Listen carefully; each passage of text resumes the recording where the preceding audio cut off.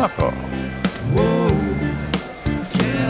Take guard, man the barricades, patrol the cover boundary. At last the time is come, this is a cricketing emergency. Hear this call to arms for every cricket revolutionary. Take up your bats and stumps for the test match insurgency. At first they tried to silence us, but we would not be silenced. They threatened us with lies, so we threatened them with violence. Che Guevara, Sangakkara, Joseph Stalin, Douglas Jardine, Robespierre, Darrell Hare, Vladimir Lenin, O'Brien Kevin, guerrilla cricket.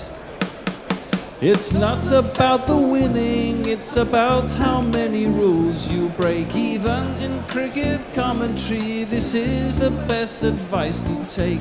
Pick guerrilla cricket, it's the finest choice you'll ever make. There's so much more to cricket than rev counters and a slice of cake. At first they tried to sanitize us and clean up our act, but people like it filthy, and we know that for a fact. Fidel Castro, Lenny Pascoe, Carlos the Jackal, Umar Akmal, Mahatma Gandhi, Grant and Andy, Brendan Behan, Austin Ian, guerrilla cricket.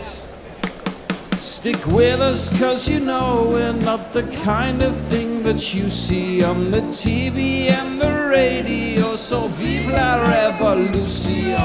First they tried to buy us, but we would not be bought. Okay, we were, but then we ran away, and we will not be caught. Would not give up the ghost when they left us all for dead. They decapitated us, but we just grew another head. Chairman Mao, Jamie Howe, Ho Chi Minh, Asif Din, Václav Havel, Graham Saville, No Surrender, Percy Fender, Che Guevara, Sangakkara, Joseph Stalin, Douglas Jardine, Robespierre, Darrell Hare, Vladimir Lenin, O'Brien Kevin, guerrilla cricket. I'm not really sure what possessed the ICC to schedule Canada in Ahmedabad against South Africa, but that's what we've got. I have to say that in a stadium of what is reputed to take up 130,000, it does seem odd that there seem to be more children holding the giant flags out there for the anthems than are actually in the ground. But maybe they're just hidden and it's hard to spot. Maybe they're up high somewhere where we can't see them. Good morning, good afternoon, good dawn, good dusk, wherever you are in the world. Welcome to Guerrilla Cricket. It's day 3 of the World T20 Championship, and we have South Africa making their bow against Canada. Of course, the team that started international cricket with that game, was it in Philadelphia in 1844 against the Americans. And here we are. They've really come on since 1844, haven't they, Messi? They have a bit. Although their loss of Aaron Jones is a bit sad, but it happens. It does. I mean, these really are huge flags. When I say big flags, they're massive. There are about, I would say, at least 50 people carrying each one. More than that, I reckon. Probably 70. 70, okay. Any advance on 70? Well, up for your estimates. Maybe do a GPL on how many people are carrying the flags. Anyway, Canada have won the toss. Not surprisingly, they have put South Africa into bat. One would imagine that when you look at the firepower in that South Africa team, if it's a good Wicket for batting, they could hit something monumental here. I'll just do a rundown of it. Aidan Markram is captain. Quinton de Kock is keeping wicket now. Ryan Rickleton, just opening batsman. Daliwal, is he an opening batsman now, or maybe he's on at 3? Daliwal Brevis, David Miller, Tristan Stubbs, Marco Jansen, Corbin Bosch, Kagiso Rabada, Keshav Maharaj, and Lungi Ngidi. Some of the Canadian names might be less familiar to you.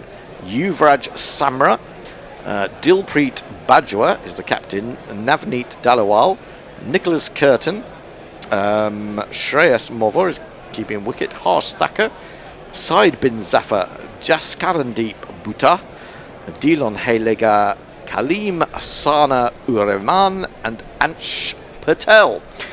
Those are the lineups. Well, Messi, we had an incredible game yesterday morning where England just about squeaked through. Could we have another surprise on our hands here? Well, it is interesting that in all the games that have involved major nations against much smaller nations, they've provided surprises. So it could well be that it won't be the cakewalk we expect it to be for South Africa. I thought 300, maybe the boundaries will be longer here than they usually are for IPL type stuff because it's an ICC tournament. But either way, I can't see anything other than a South Africa absolutely quashing Canada. But you never know. It'd be fun if it was different, wouldn't it? Oh, it certainly would. I mean, you look at that lineup for South Africa and the way that they've improved in the last 2 or 3 years, and of course winning the World Test Championship, and it's just full of ability with bat and ball, isn't it? It really is. But maybe there are some Canadian names there that we're going to come to know. It's always very difficult to estimate about some of these sides because they're generally only ever playing each other, aren't they? Yes. In various tournaments around the world or series, and so this is the only time that they get to play against the bigger nations, and obviously it's a learning process, but they don't get to repeat it often enough, I suppose. That's the difficult thing. Anyway, the players are on their way to the middle. Certainly in the old days, your fielders used to go out first, didn't they? Well, the batsmen are on their way to the middle, while the Canadians are the other side of the boundary in a huddle. It's Markram going out with Quinton de Kock, and since I very cleverly moved various jingles over late last night, I'm going to play one or two. Whoa! Oh, I think we've done. been caught out. Quinton de Kock has surprised us coming back into the international fold, and I can't find him. But let's do Aidan Markram. Cause he's a grinner, a part-time spinner, and his surfer, yes, he's a winner. Playing his shots out in the sun. He's a stroker, not mediocre. He's no World Cup choker. He gets us moving with his runs. Woo! Woo! Woo! Aidan Markram. I love that jingle. That's great, It isn't is it? a great jingle. Speaking of him being a part-time spinner, it's noticeable that South Africa got a very pace-heavy attack. They got Ngidi, Rabada, Bosch and Jansen in there, with Maharaj and presumably Markram to bowl and spin if they want to. But it's a very heavy reliance on pace for them. Well, they have got Linda in the squad, haven't they? So I think they might just see how it goes. And as the tournament develops, and if it does become a kind of spin-heavy tournament, then they might have to adapt their approach a little bit. It's going to be Sana opening the bowling, left arm over, Kaleem Sana, and I shall just check if we've got him. We have. Mog has been very proficient and sped into action, and this is the jingle.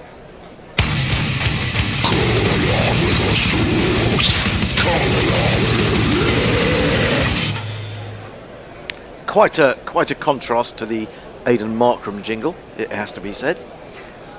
But, he's going to be coming into Markram. I might see if I can find the Quinton de Kock jingle. We must have it somewhere. He's in, bowls, and he bowls a wide, angling it across the right-hander, but getting far too much angle on it, and that is the first run for South Africa, effectively without a ball being bowled. Now, I think I found it. Arnav has joined us too. Oh, there he is. It's Shreyas Mova. It's Shreyas Mova. Shreyas Mova. I don't know why I played that. I wasn't intending to. I just hit the wrong thing. Should have jingles for the umpires as well. Oh, really? Flashed at by Markram, down to third man on the bounce. I say third man, deep backward point, more accurately. First run from the bat. Arnav, there you are. I think we thought you were coming in, but we had you down. But never mind, you are here. Yeah, I did let Tony know about that I would join from the next game in the studio. Ah, right, okay. Yeah. Fair enough. So it brings Quinton de Kock down to face. De Kock's a really good batter in Indian conditions as well, in subcontinental conditions, I'd say. Well, he's had massive IPL exposure, hasn't he? Yeah, absolutely. Sana then into the left-hander, and it's wide on the other side. This one swings away from the left-hander, and he's just struggling for control a little bit at the moment. Maybe a little bit of nerves. I don't know. Do you have any sort of experience of Ahmedabad as a venue, Arnav? Oh no, I haven't been to that stadium, unfortunately.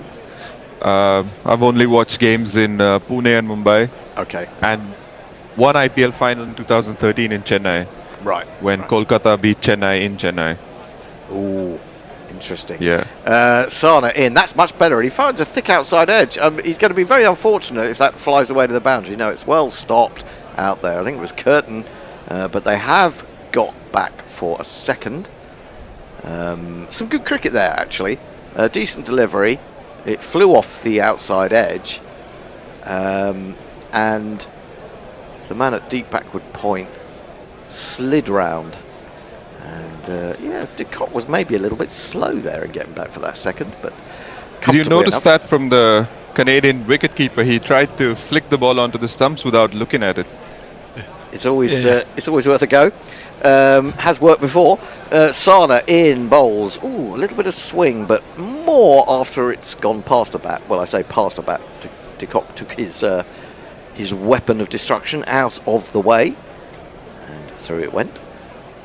So, do you know much about this Canada team, Arnav, or is it? Are they not sort of really? fairly just the new fact to you? that they're fairly new, and just the fact that they've lost both their warm-up games, unfortunately. Yeah. So they don't have much momentum coming into the tournament. So they'll look to use this game to do everything for them. Yeah. Ooh, outside the off stump, left alone again.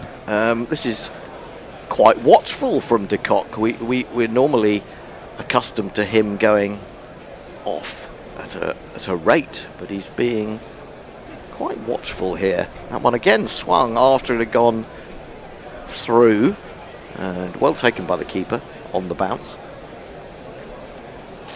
It's surprising to see Canada almost entirely in black, just with a red strip across the shoulder. Yeah, that's weird, isn't it? Yeah. Do you think they're New Zealand? I Sana in, now de Kock has opened up, and he's hit that straight. It's plugged in the outfield. It may not going to be rolling into the fence. It's pulled up about a foot inside. De Kock is looking at that, and I think they've just got back for the 2. So 7 for no wicket. Yeah, didn't really get a hold of that, did he? You feel it might not be coming on as much as he'd hoped. Maybe. I mean, what time will it be there in Ahmedabad now? About 7:30. half 7, yeah? Yeah. Yeah.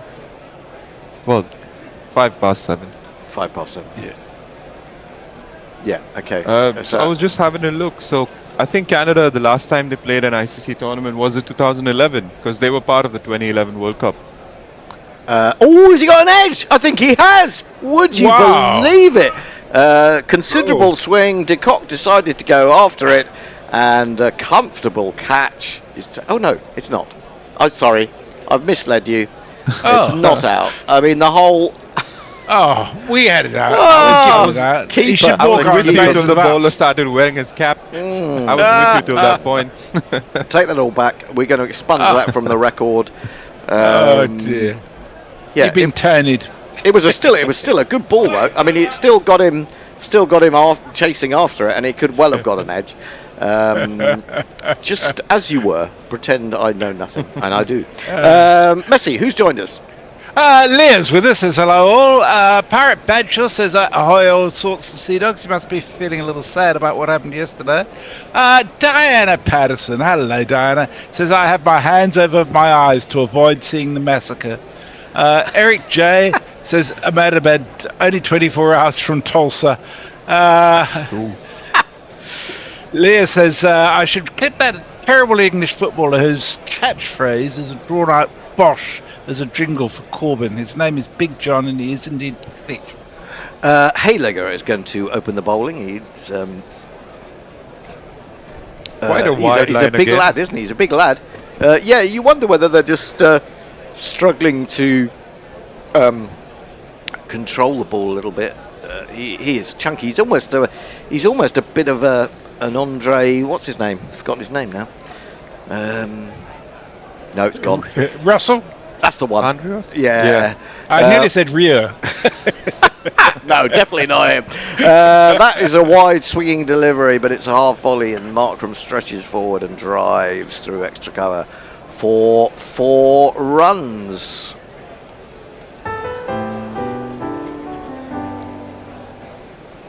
Oh, bit of shape on that ball, bit of outswing on that ball. Absolutely.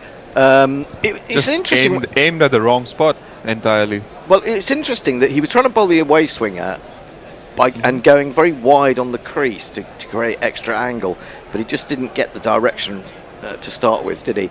That seems to be his way. He's bowled a slower delivery, or at least, well, not according to the speed gun, 81 miles an hour, but it just seemed to die in the pitch completely. Markram was trying to cut it, and he probably hit over the top of it. Some variable bounce, maybe. Bit of shape on that one as well. Yep. It's certainly not looking like a hard, fast pitch, anyhow. No, definitely not. No. Haylegger in again, bowls and driven again, finding the gap. I mean, they've got 3 men in the covers. Beautiful shot. But he's found the gap very well indeed. Another 4 for Markram. He moves on to 9. And this is the bowler. Dylan, you're a tough man, hard man, you're gonna be at the World Cup 2. Dylan Haylegger, Dylan Haylegger, Dylan Haylegger, Dylan Haylegger, Dylan Haylegger. Haylegger would be my choice, sir. I wonder whether the extra cover's in a bit too close there. Maybe just a bit too keen to stop the single. This is a wide again, but just inside the line, I would say. Yes, nothing given. So 8 runs off the first 5 balls of this over. 15 for none is the score. What do you reckon would be a par score, seeing what we've seen so far in 11 deliveries?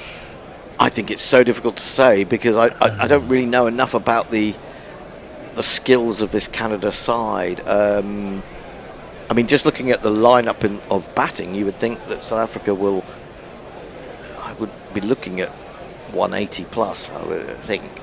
This is down the leg side. It's a wide. I was going for 220. 220. I mean, with their bowling attack, you know, the Rabada and Geedy. Oh, Keshav Maharaj himself is enough, honestly, on this surface. Well, yes, absolutely. So can Haylegger get this over, done with? He's in, he bowls, and it's another wonderful drive by Markram, the best of the lot, really, because that was on the up. and he smashed it. And one man had been put out at deep backward point, but he only had 10 yards or so to go. Couldn't get there. Fantastic shot from Markram, and a costly first over from Haylegger.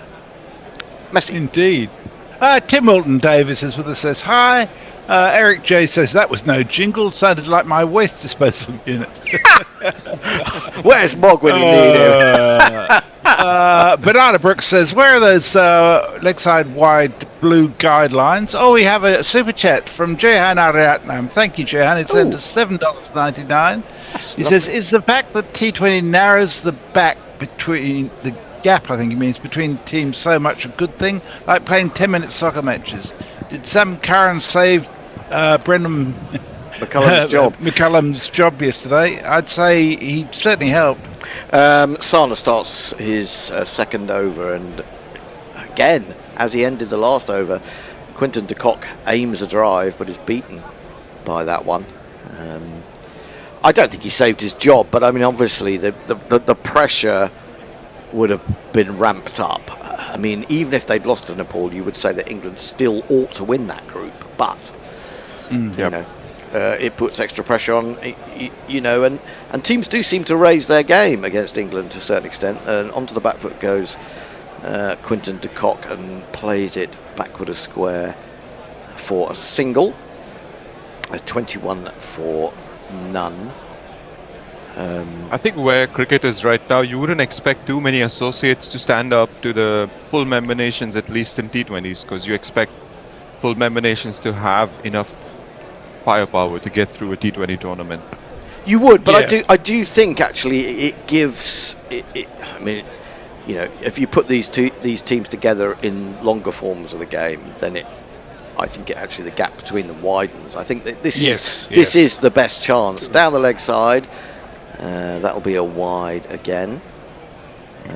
I think this is the one form of the game that the associates can be a little bit more competitive in. Fair enough, because there's not much scope for the game to tilt, you know, like there's no opportunity for, say, Canada to go up and then they won't lose from that position most of the times in a T20 game.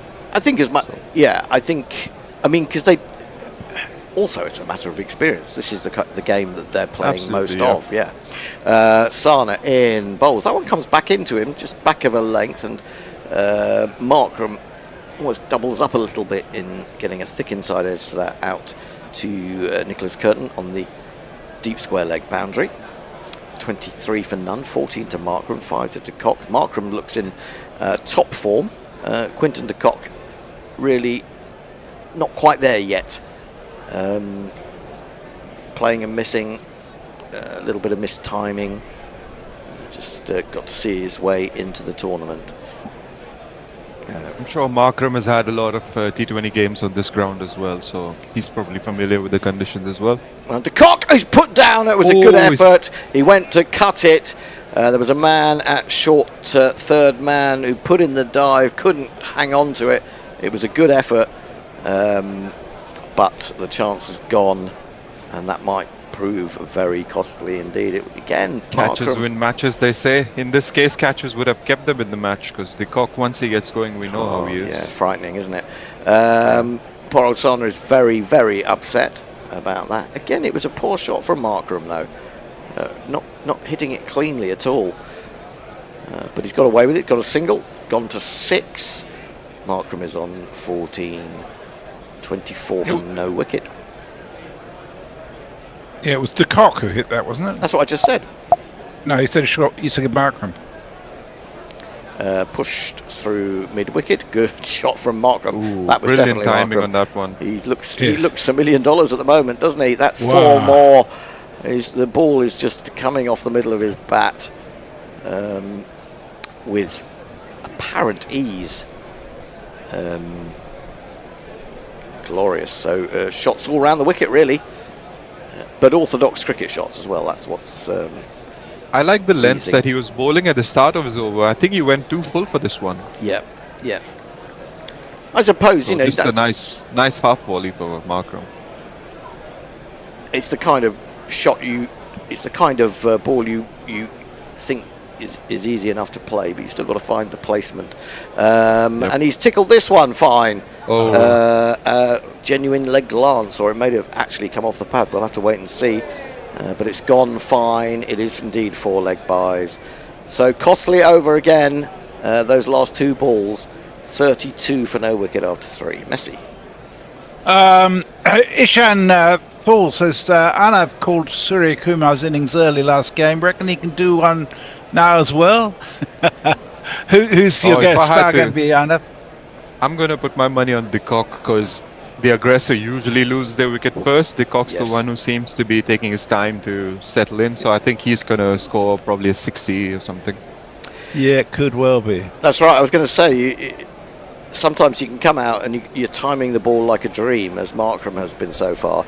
Other times you can barely lay a bat on it, but you're the one who ends up actually. And De Kock has a second life as well with that drop catch. Well, that's true as well. Yeah. Players usually make the most of that. Yeah, the really good ones certainly do. Zafar is going to come on. We're going to see some spin. Left arm around the wicket to De Kock, who goes on to the back foot and drives unbelievable through placement. the covers. He's going to be pulled up, and they're just going to jog the second.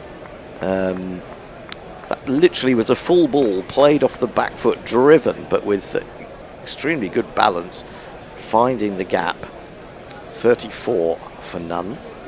You would have sworn there wasn't a gap there before he made that shot. I know. Unbelievable. In again, and he oh, that was a lovely sweet drive. Just a warning that De Kock is beginning to think it might be his day. That one though, he hit straight to curtain, an extra cover, a yard either side, and that was away to the boundary too. Zafar again, he's bowling round the wicket to the left-hander, interestingly, and he drives over the top. There we go. There it goes. That may just have dropped short of the boundary, but it was effortless stuff from De Kock. It is indeed 4, but it wasn't that far short. Zafar is the bowler. I'm just going to check whether we've got a jingle for him. Here he is. Side bits of It seems that Canada's on the rise. Zafar's eyes are on the prize. Side bits of Is Canada a cricket country anyway? I think we can actually say that Quinton de Kock has stepped up his game. He comes down the wicket and plays the most sumptuous straightish drive to the left hand of mid-off, and he's just so lovely to watch once he's found his timing, isn't he? Doesn't normally take him this long, but that's beautiful. I think Mogg stepped up his game too. That was a great jingle. It was. Ooh. Now, that was quite interesting because Zafar switched to coming over the wicket, and he kind of realised that De Kock was probably going to try and come down to him again, so he pushed it quite wide, and he's just got a bottom edge that almost went back onto the stumps. Wow. Zafar again. And that's a horrible shot. Maybe the timing's gone again. He really tried to hit that, was leaning back a little bit, got a thick change of angles made a difference, looks like. Edge of the bat to square leg. Yes, absolutely. And a good response from him in those last couple of balls as well. Yeah. End of the over. Tim Wilton Davies says, Canada, our home and native land, true patriot love in all of us command. With glowing hearts we see thee rise, the true north strong and free. Can the grizzlies shock the giraffe? I guess that anthem's been used a lot more since the concept of a 51st state of the USA was raised. Mailboxes, etc. at Headington says, having seen Scotland's performance against Italy today, should maybe they consider taking up professional rugby? Scotland were all right. Bajwa has come on to bowl, and he fires it down the leg side. A good piece of keeping. Mover, who just whips off the bails, but it is a wide. 44 for no wicket. Well, that doesn't look like good numbers for T20. 18 matches and just 1 wicket. And he's the skipper. Worked up to long on, who had to run almost. I think it's just for the angle that they've got him. A right armer bowling from around the wicket. Yeah, they're going to get a single there. 45 for no wicket. Bajwa wearing number 84. Both openers on 18 now. Markram to face. Oh, that's that was an interesting delivery. It looked awful, but it seemed to spear on off the pitch. But Markram got back, forced it through the offside, and picks up another boundary. Canada are taking some tap. 49 for no wicket now. Yeah. I think the field setting is quite casual. They haven't plugged the gaps properly enough, and even then they're leaking boundaries way too easily. Yep. Oh, now there's a little bit of drift on that from Bajwa. It's forced up to long on for a single. So the 50 comes up in the 5th over for South Africa. 7 fours already. Oh, what happened there? Cameraman or the director forgot to take us back to the action, and I think de Kock has got that away behind square leg for a couple. 52 for no wicket. Haven't had a chance to jingle Bajwa up, so we'll do him quickly. Attack of Tilbury Bajwa. He'll hold you down and knock you out, and that's no trunk. Tilbury Bajwa. Another single for de Kock up to long on. 53 for no wicket. 1 ball remaining of my spell. No, we're going to 7 overs. Oh, we're doing 7 overs overs now. today, are we? Okay. Yeah. Bajwa over the wicket to Markram. Oh, and he nearly stayed gets low. that one through. Oh, he's going to have to go and do the fielding himself. He's raced out. He's so worried about his own figures. He slid in front of the man coming in from long on at the edge of the circle. But they haven't gone for a second, so that's all. That's a good example from him. End of the over, Messi. Tim Wilton Davis says, did Sky save Gambier's job? Johan Aratnam says, New Zealand jammed themselves a win against Afghanistan. Yeah, I mean, they had a couple of overs to spare, but certainly Afghanistan gave them a fright. Not nearly as big a fright as Nepal gave England. Indeed not. Indeed not. And Johan says Canada need to get Quinton de Kock out. Yep. The trouble is, it's you get one out, another one comes in, it's equally as powerful. They've got some really big hitters. I mean, David Miller over many years. Jaskaran Deep is coming on. Jaskaran Deep Singh. This is his jingle. Believe me, Jaskaran Singh shines in big games. Medium pace into Markram on the That's line a of good middle and line. leg. Quite decent, wasn't it, Yeah. for a first delivery? Pushed up Yep. to mid-on. There is no run. That's the best delivery I've watched in 31 balls, honestly. Like, good plan. Like, he has his plans right, at least. Yes. Well, Let's not jinx him. they've already worked their way through how many bowlers? 5 bowlers already in 6 overs. Yep. It's not really doing much for the confidence. I know there are. Someone needs to tell them the warm-ups are done. Yeah, like kind of switching around does happen in T20s, and there are very short spells. We know. This is onto the leg stump, nicely worked away by Markram for another single. But yeah, But that's one common thing among the associates, is that they have more players who have a varied skill set rather than a lot of specialists. So you notice that with the USA team as well, they have 6 or 7 players who can bowl. yeah. I mean, there was a time when England were like that in one-day cricket, not necessarily T20, but yeah, possibly T20, and they had a bunch of relatively mediocre all-rounders. You'd have to say. We've noticed it already in this tournament. By the time they get to the latter overs, they leak a lot of runs. What amazed me was seeing Harry Brook talk about, here comes Jaskaran, and again, straight enough, his line is decent, but it's going to be another single down to deep backward square leg. Yeah, it was talking about, that it might end up being a spinning kind of a game, and we need a tournament, and we need those skills. But, really, who are the spinners in that England team? Who are the front line spinners, really only Adil Rashid, and he got absolutely hammered. You would say he's in the twilight years of his career. He's not in his prime. He's not the same spinner anymore. I still think he's pretty decent. But I mean, Nepal got a hold of him tremendously. Jaskaran Deep goes wide on the crease, and this is lofted down the ground effortlessly again, but it's gone all the way. It didn't seem as if it had anything like enough on it, but it has cleared the boundary by some distance, and that is... He's seeing it like a football. That was some great timing, because he didn't seem fully in balance.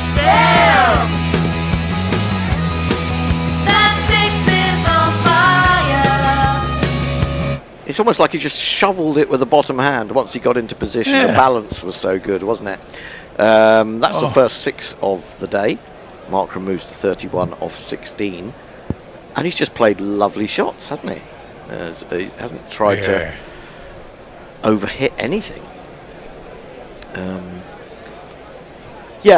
Harry Brook going on about that. And he didn't even bowl Jacob Bethel yesterday, which I thought was odd, seeing as he'd just coming off a T20 where he'd won the game with 4 late wickets against Sri Lanka. Right up in the block hole and straight, and respect shown by Markram. He digs that one out. There'll be no run. 62 without loss. 31 to Markram, 22 to de Kock, and 1 ball remaining in the 6th over.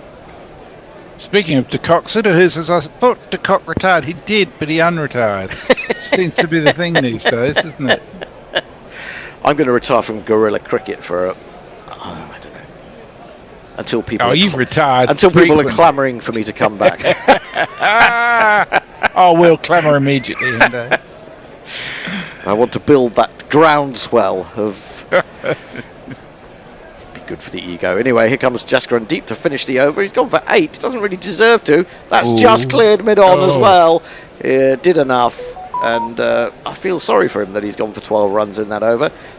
He bowled probably a better over than has been bowled so far today. But there you go, 66 for none off 6, 11 and over exactly. Messi. Greystoke says, is rugby still as popular as ever in the UK? I'd say more so since it turned professional in a serious way 20 years ago or whatever it was. I'm not a big rugby fan at all, but I can take it or leave it, really. Maybe leave it. Nick Vicker says, hello everyone, I got South Africa down to thrash Canada, but due to the bonus point rules in our prediction league, a Canada shot win suits me better. Farong's with us. He says, Canada's struggling here. And Eric says, Vic Nicholas is hedging his bets. Banana Brooks says, to be fair, it's very rare for Rash to get whacked. I think all spinners, even the best ones, get whacked from time to time.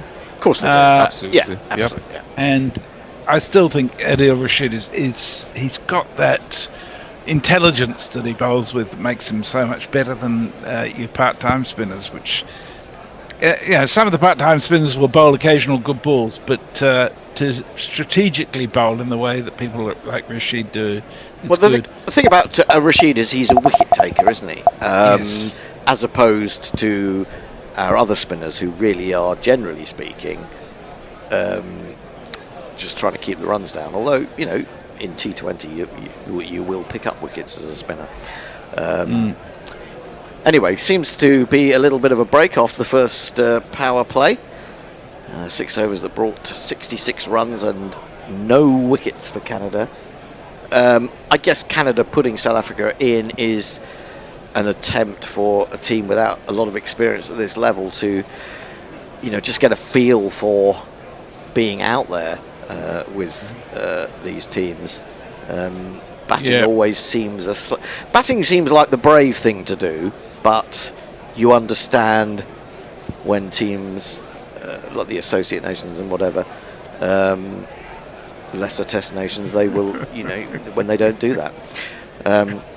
Sudahu's not happy. He says, what a prick. Just retire and stay retired. I wonder what he has to say about Shahid Afridi back in the day then. Oh, dear. Well, that was a never-ending story, wasn't it? Yeah. I can't believe that a drinks break after 6 overs. That's pathetic. It's not even that hot. No, that seems weird. We did do a weather check, didn't we, earlier from the cave, and it was 29, you said, starting temperature. Listen, yeah, sorry, it's down to, about 28 now. Defended as Bajwa continues, none for 11. 11 off his first over. That was a rare dot ball. He's in again to Cock from round the wicket. Full toss on leg stump. You don't want too many of those. And, no, it's not going to quite find the gap. Now with players allowed to be outside the circle, or more players to be allowed outside the circle, they're going to get 2 for that one. I thought for a moment it might find its way to the boundary, but it didn't. And in he comes again, bowls to de Kock, who pushes out on the off side, and there is no run. It's surprising me how much Canada are trying to rush through the overs when they are actually at it. Probably should take a few more seconds between each delivery to, just try to swing momentum. Yeah, I think you're right. I think that there's a little bit of a drift, and it's beautifully played to the covers. But now they have got protection out there, and so it's just the single to Markram. Goes to 36. 4 runs off the first 4 balls of this over. Now, if Bajwa can keep them down to a single from the last 2 balls, that will be something of a triumph. He's in. He's thrown it up. He's bowled him. Oh my word! Well, there you go. What was de Kock doing there? I think de Kock was trying to catch it on the full toss, and in doing so, he slightly misjudged it, hit across the line, and away went his stump. Uprooted it was, and so de Kock goes. Let's have a look. Yeah, I think he thought he would get that on the full toss and therefore could turn the bat and clip it away through square leg, but he just slightly misjudged it, didn't he? And bit of dip on it, yeah, and he's gone for 25. Great. Well, even better than just going for a single off that ball. He's actually got the wicket of Quinton de Kock, and Canada are in the game. They've made some inroads, and I imagine that all the Canadians in that vast stadium are saying this. The crowd says, the crowd says, the crowd says you're out. Brings Rickleton to the crease. Ryan Rickleton, up and comer, Ryan Rickleton, we got the winner. And Ryan Rickleton, who's keeping, isn't he? Or he was keeping. So Quinton de Kock coming out of retirement, suddenly he's found himself, having to rely on his on his batting for his position. He's a very good batsman. Let's not forget that. But having those 2 strings to your bow does make you more valuable. So 1 ball remaining of Bajwa's over. Rickleton, another left-hander. No, that's an extraordinary ball, which Moller behind the stumps has done brilliantly to get across to and not take cleanly, but at least stop running away for extra runs. It's a no ball, curiously enough. Is that? I wonder. So it's going to be a free hit. Now that's bad news. I'm guessing that was a no ball on the sideline. Twice? No, I think it was on the sideline. That's what I'm thinking.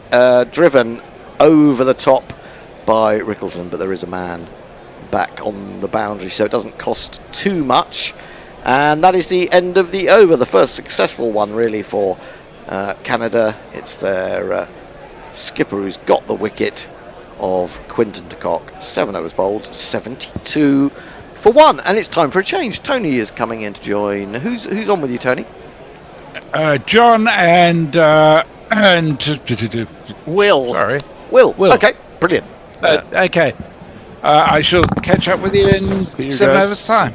See you shortly, Messi. See you in a bit. Hello all. Afternoon all. How's it all going? Alright, I think. How are you, Will? Yeah, not bad. Getting by. Loving this tournament so far. It's been really, really entertaining. Mostly the sort of smaller teams have really, really put up a fight, and And that's what it's all about, really. That's what a World Cup's about for me, anyway. Afternoon, the Bishop. Hello, hello. Here is Ansh Patel, and this is driven through wide mid off, sprawling stop on the fence, or half a stop, and it's mopped up, and I think they came through for 2 runs. They did. 2 runs, 74 for 1. Wondering if I can jingle this particular player. I don't know if we have all the Canadian jingles where I can see Mod putting his head in his hands, going, "Yes, you do, you bastards." But it's You a question do, of Tony. which Sort ones yourself out, got bitch. loaded. Here is Patel again, and this is off the outside edge, and it's down to short, backward point. No run this time. And I don't think Anch did. So there we go. Rickleton remains on 3. They needed that wicket badly, did they not? It is indeed. They need Here a is miracle. Patel. Oh, that's awful. That's dreadful. Wide of leg stump, easy as you like. Paddle it round. 4 That runs. went like a tracer bullet. I'm not sure it went like a tracer bullet, but he didn't need to hit that very hard at all, did he? It was just like, Tickled it round the That was corner. help me really. round for sort of 4. Tickled it. Yeah. And he did. But, I mean, you have to say, getting South Africa first up is not ideal for Canada, really. This is No. driven down to the man at deep mid-off, who almost falls over fielding it, in fact, but manages to get it back in. It's just a single. Rickleton goes to 8. Where do we think South Africa are in the ranks of those likely to win this tournament? Well, they were finalists last time, weren't they, in 2024? Indeed. And Yeah, then they did I a mean- very South African choke from memory. Didn't they lose? They did 30 off 30 and still managed not to get there And fudged with it. 6 yeah. in hand. Oh, Markram tries to cut that. It's a little bit close to him. He misses it. Goes through the keeper. No run. This was too close for that shot. Yeah. Nicely I think- taken, actually. I think Well, definitely semi-finals is kind of a given for South Africa. There's Patel again, and this is clouted off the back foot to the man at deep mid-off. It's a single to Markram. 37 now for him. 80 for 1. Should quickly mention the GPL. I think you've got 5 more minutes. First 45 minutes, GorillaCricket.com. Competition, you'll find the details there. Guess number of runs to be scored in the day, in the match. Might be quite a few in this one, at least from South Africa. High scoring ground, remember. If you win the pot, I'll have to get Messi. Shout out to Messi to let us know what's in the pot. But get yourself in quick if you want to join the GPL. You've got, 7 minutes. Well, you'd fancy South Africa to get over 200 from this position, wouldn't you, really? Well, if you look at the IPL scores last year, I think 7 out of 9 were over 200, maybe 6 out of 9, but it was a very high scoring ground. Is Yeah. Zappa, and this is a wide outside leg stump, signalled by the umpire. Not doing themselves too many favours with these wides and no balls. There's quite a collection building up already. £37 in the GPL, Tony. 37 English pounds. And do we have any entries today, Messrs? The voice of God from nowhere. Here's Zappa again, and this is short and pulled round to deep mid on. Just a single. And score clicks up to 83 for 1. Yeah, No you'd entries yet. You'd certainly think that South Africa would be north of 200. So far in again, this is short again, and again off the back foot, it's cracked out to the man sweeping at deep cover. Just one more to the total. Markram to 38. It's a pretty imposing opening pair, Markram and de Kock, isn't it? Fairly scary. It really is, but they are sort of waning. Oh, that's a good shot. There's something Square in the in wicket. that, maybe. Again, there's a man out on the cover fence, just a single. What, you think they've gone past their I think de apex Kock point? definitely has, Yeah, yeah. de Kock probably has, yeah. Ooh, shall I tell you something interesting about the lad bowling, Saad bin Safar? Go on. Yeah. Well, let's wait for this ball. Here he is, anyway, past the umpire. And, oh, that turned a fraction, did it not? Away from the bat, and Markram completely mistimed his He's attempt to 39, cut the poor ball. old lad, from Gujranwala in the Punjab. But the interesting fact about him is in November 21, he entered the record books as the first man to concede no runs at all in a 4-over spell in a T20. Finished Blimey. 4 overs, Wow. 4 maidens, none for 2. Well, he induced a full shot there from Markram, who played at it too soon, but it had enough on it to clear the bowler and go down to mid-off. So Markram has one more, 86 for one. As a small footnote, it was against the mighty Panama. But I even was so, So, gonna but even say- so, you know, still an achievement. Patel That's still again, an wide achievement, of off that's- stump. Oh, It's- come on! Oh, the man on the fence has made a mess of that. Oh dear. Oh my lord! He put the dive in, but unfortunately he went down in instalments, and the ball escaped him and reached the fence.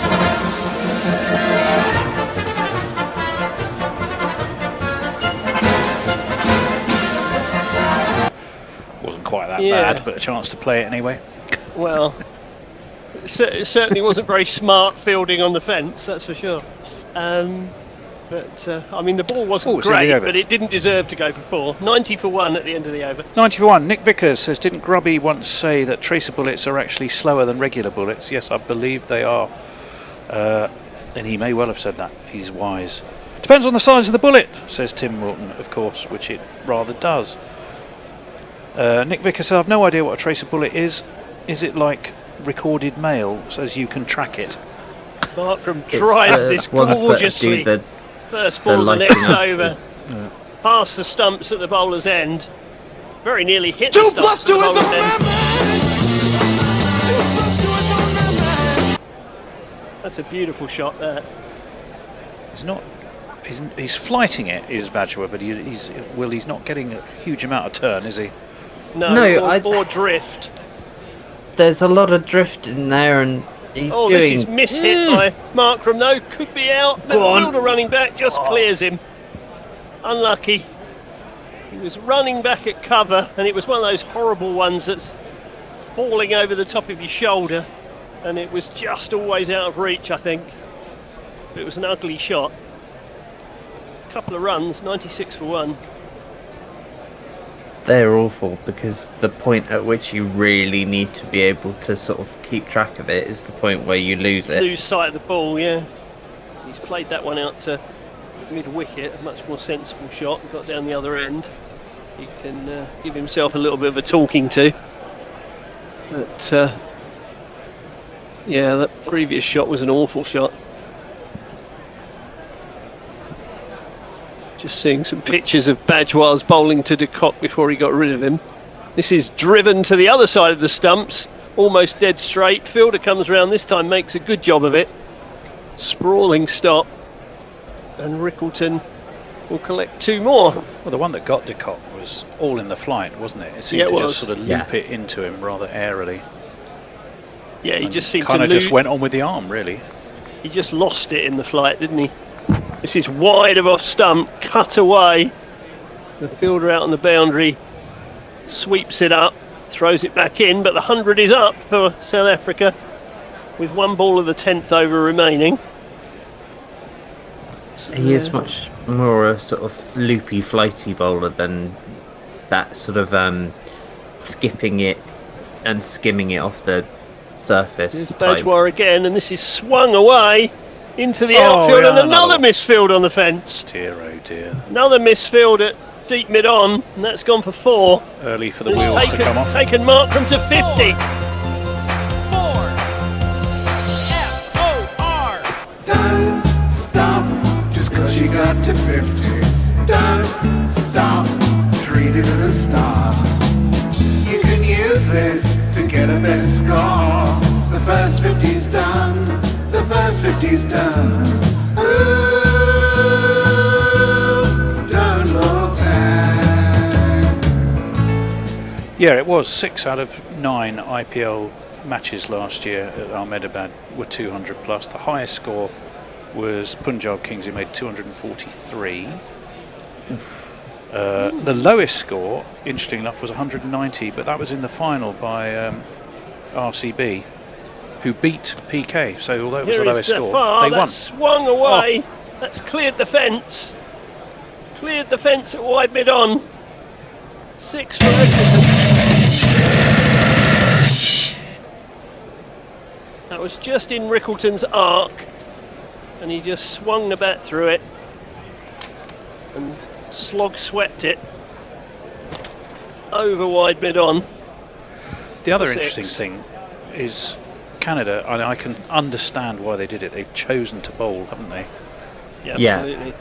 I think that's the kind of go-to method for the smaller sides. I think just a single from that last ball. I think a lot of sides are worried about batting first and being skittled for now. It's like club cricket, isn't it? When you know you're playing a much stronger oppo, you win the toss, you say, we'll field. At least you get to tea time and have tea.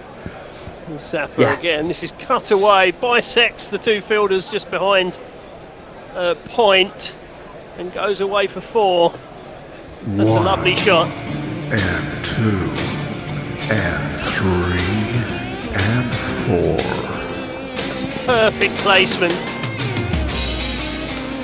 If they'd looked at the stats though from the IPL, they'd have seen that the team batting first won 78% of the matches last year, and nearly 60% of games since they started playing in this stadium. Here's Zapper again. This is flouted down to the man at deep mid-off. Wasn't very aesthetically pleasing, but it got him another run. It's gone to 55 in 30 balls. And Rickleton has raced to 24 in just 13. The accelerator is well and truly being pushed. This is played away down to third man, or down to fine leg rather, or long leg. Wasn't a very good ball again. It's wide of the stumps. That was one that you kind of think, why didn't you sort of put the dive in? You could have got there. And it's a shocking ball though. It's a real half tracker. Oh, it's an awful delivery. It was asking for trouble and it found it. No, I don't think he's close enough to dive actually. This is driven away. Better ball. Down to wide mid-off. Well, at least there seemed to be some logic in why he was bowling it in that particular arc, but Rickleton's 29 now. 121 for 1.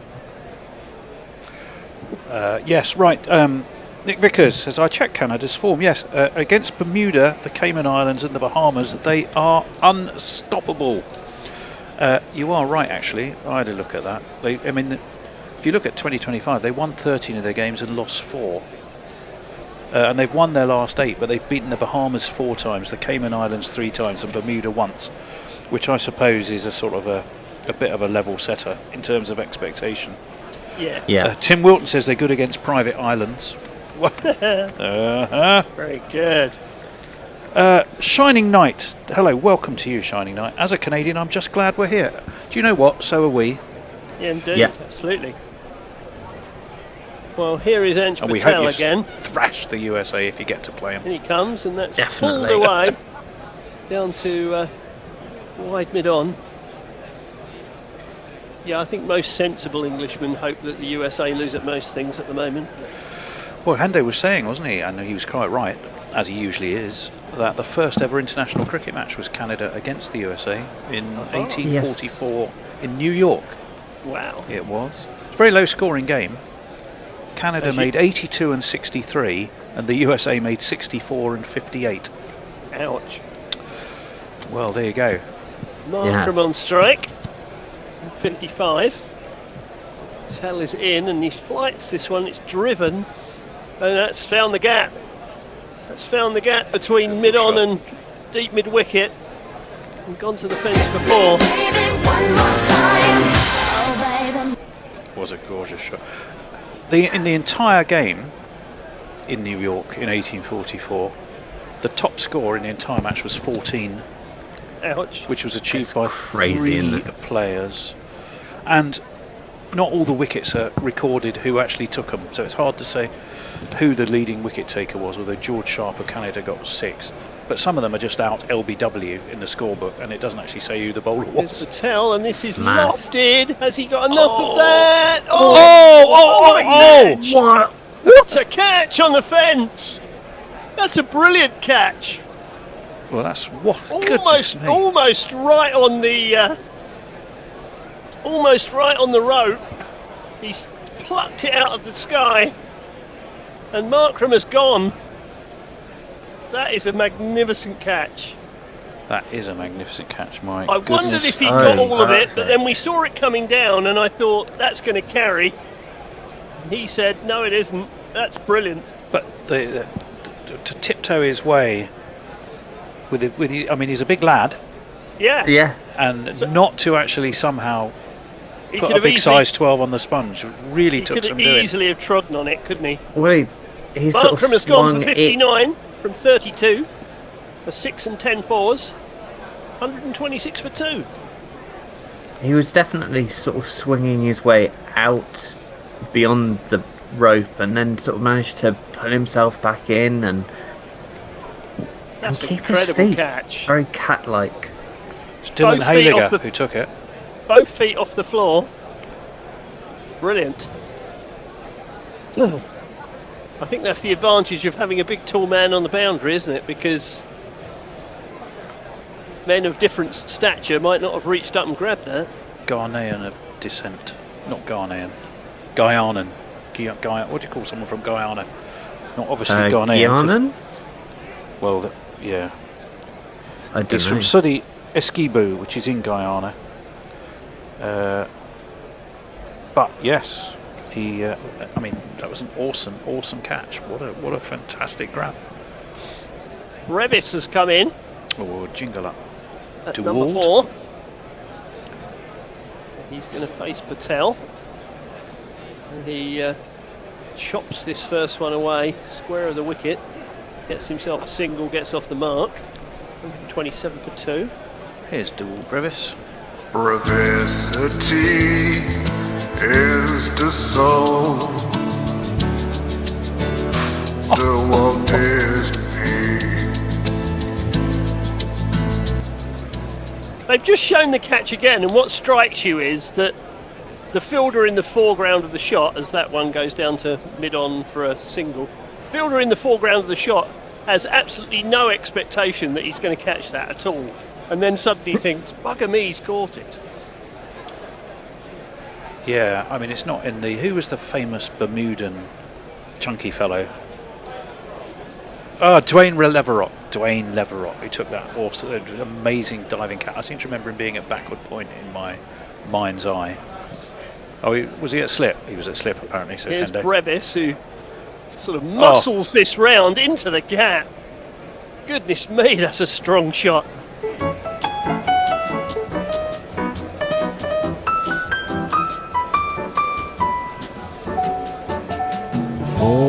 I mean, I'm not putting in any way Dylan Hayliger in the same class as Dwayne Leverott, but he's a big fellow in a muscular way rather than Dwayne Leverott, who was a big fellow in the largely belly way. Yes. I always thought that Raheem Cornwall was pretty balletic for a big fella. Oh, absolutely. Absolutely. He used to play for Thames Ditton, did Raheem? See, Yeah. He played a season for Thames Ditton. There's pictures in the clubhouse of him there chugging a yard of ale, quite famously. Well, you can imagine that, can't you? Well, I imagine that was he's probably quite just his good at warming up seeing that act. off. He had Yeah. plenty of space to put it in. The only cricketer to buy his ales by the yard rather than the pint. some 132 for 2. Right, goodness. Go Canada, says Shining Knight 259. Shining Knight, we're delighted you're with us. Yes, it was a wonderful catch, and you're very kind about saying about our commentary. Just let us know where you are, Shining Knight. Where are you listening to us from? And he is Guyanese. Thank you, Jay Grover. Thank you, Jay. Here comes Jasker and Deep, and that one beats the bat. Big swing outside off stump. No run. I think I've jingled this bowler. If he's here, let him. It's Jasran Singh Deep, isn't it? If I've got the right fella. Here he goes. Yeah. Believe me, just couldn't shots in games. A rare dot ball in Rickleton's case, that was. But, in he comes again, and this is attempted pull, signalled a wide, as it was just down the leg side of straight. Was he a bit unlucky there, chaps, or am I just not looking at that correctly? Well, Seemed like quite it a was straight kind of bouncer to me. Yeah. Our French Shining Knights in Ottawa. There we go. There you Oh, go. very nice. Very nice too. Jasker and Deep. Getting ready to come in again. And bowls, and this is driven. It was a very full ball. Just driven up to mid-off, no run. This is a decent over, so one run. This is a decent over so far. And then he adds Canada after that, as if we needed to be told that particular piece of qualifying information. But there's there is. I mean, to be fair, there's an Ottawa in France, isn't there? But yeah, in the same way, guessing that it wasn't that one though, in the context of watching No. Canada and talking to a Canadian. Yeah, I mean that would be very poor, odd, but wouldn't it's it? not that poor. But there we are. Well, Jasker and Deep tossing the ball from one hand to the other. And, getting ready to run in again. He looks a pretty tall chap. And, seems to get through his action quite well. He's in again. Bowls, and this is wafted at. Poor shot by Brevis. Goes through the keeper. Straight out the Zach Crawley playbook. Well, indeed, yes. Just a sort of lazy waft, really. The way that he's playing, his innings is going to be Brevis. It is indeed. Very much so.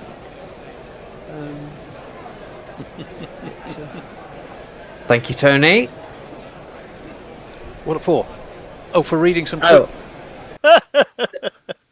For laughing at my terrible Brevis Oh, attempt right. at- I was actually laughing at something else. Deep. Oh, Sorry. dear. Oh, well, that's worse. That's definitely a wide.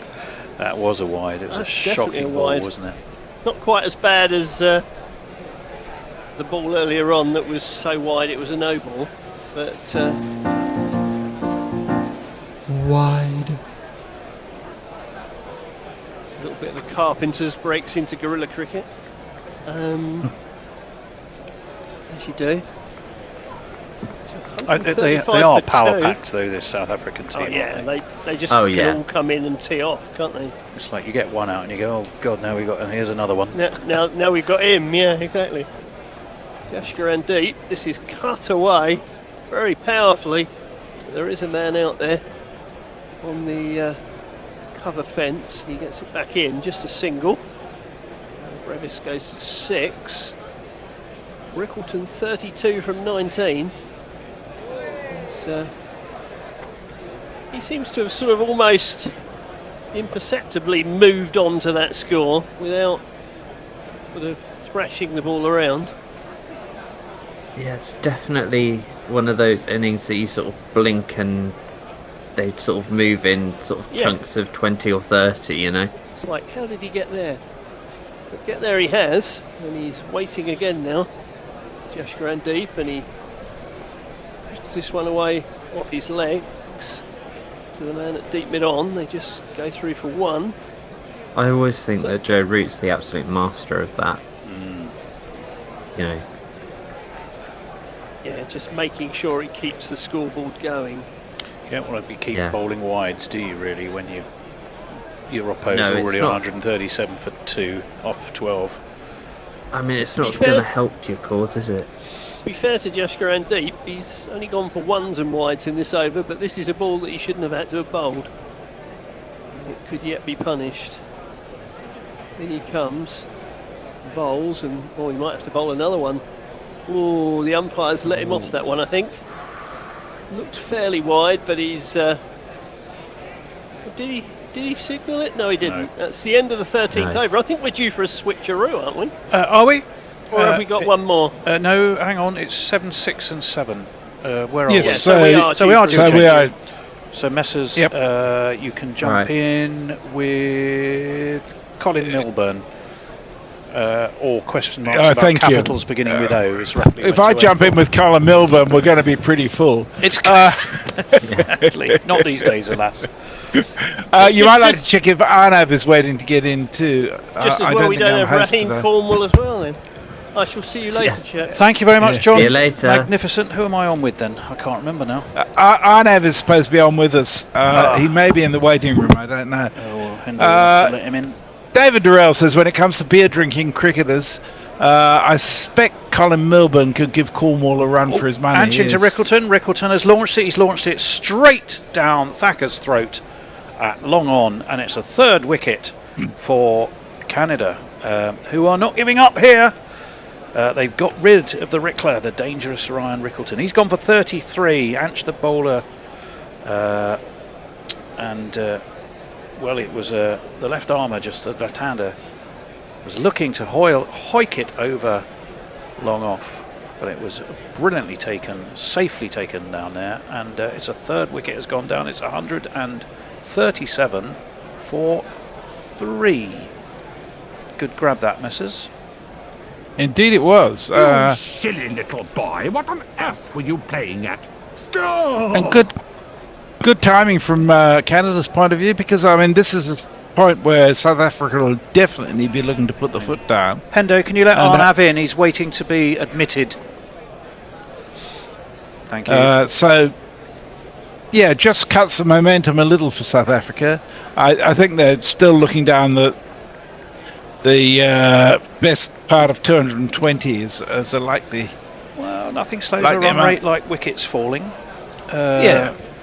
And, it's interesting that players have got starts and not gone on. De Kock got 25. Rickleton there got 33. Who else have I missed? Markram. Oh, well, no, Markram went on, didn't he? He got 59 before he was taken by that brilliant Dylan Eiliger catch out on the boundary. So he kind of has gone on. I mean, Canada, this is only their second ever World T20s, isn't it? They qualified for the first time ever last World Cup, Yes, last World yeah. T20. And And they acquitted beat themselves Ireland. reasonably Well, they well, beat yes. Ireland. They beat Ireland by 12 runs in New York.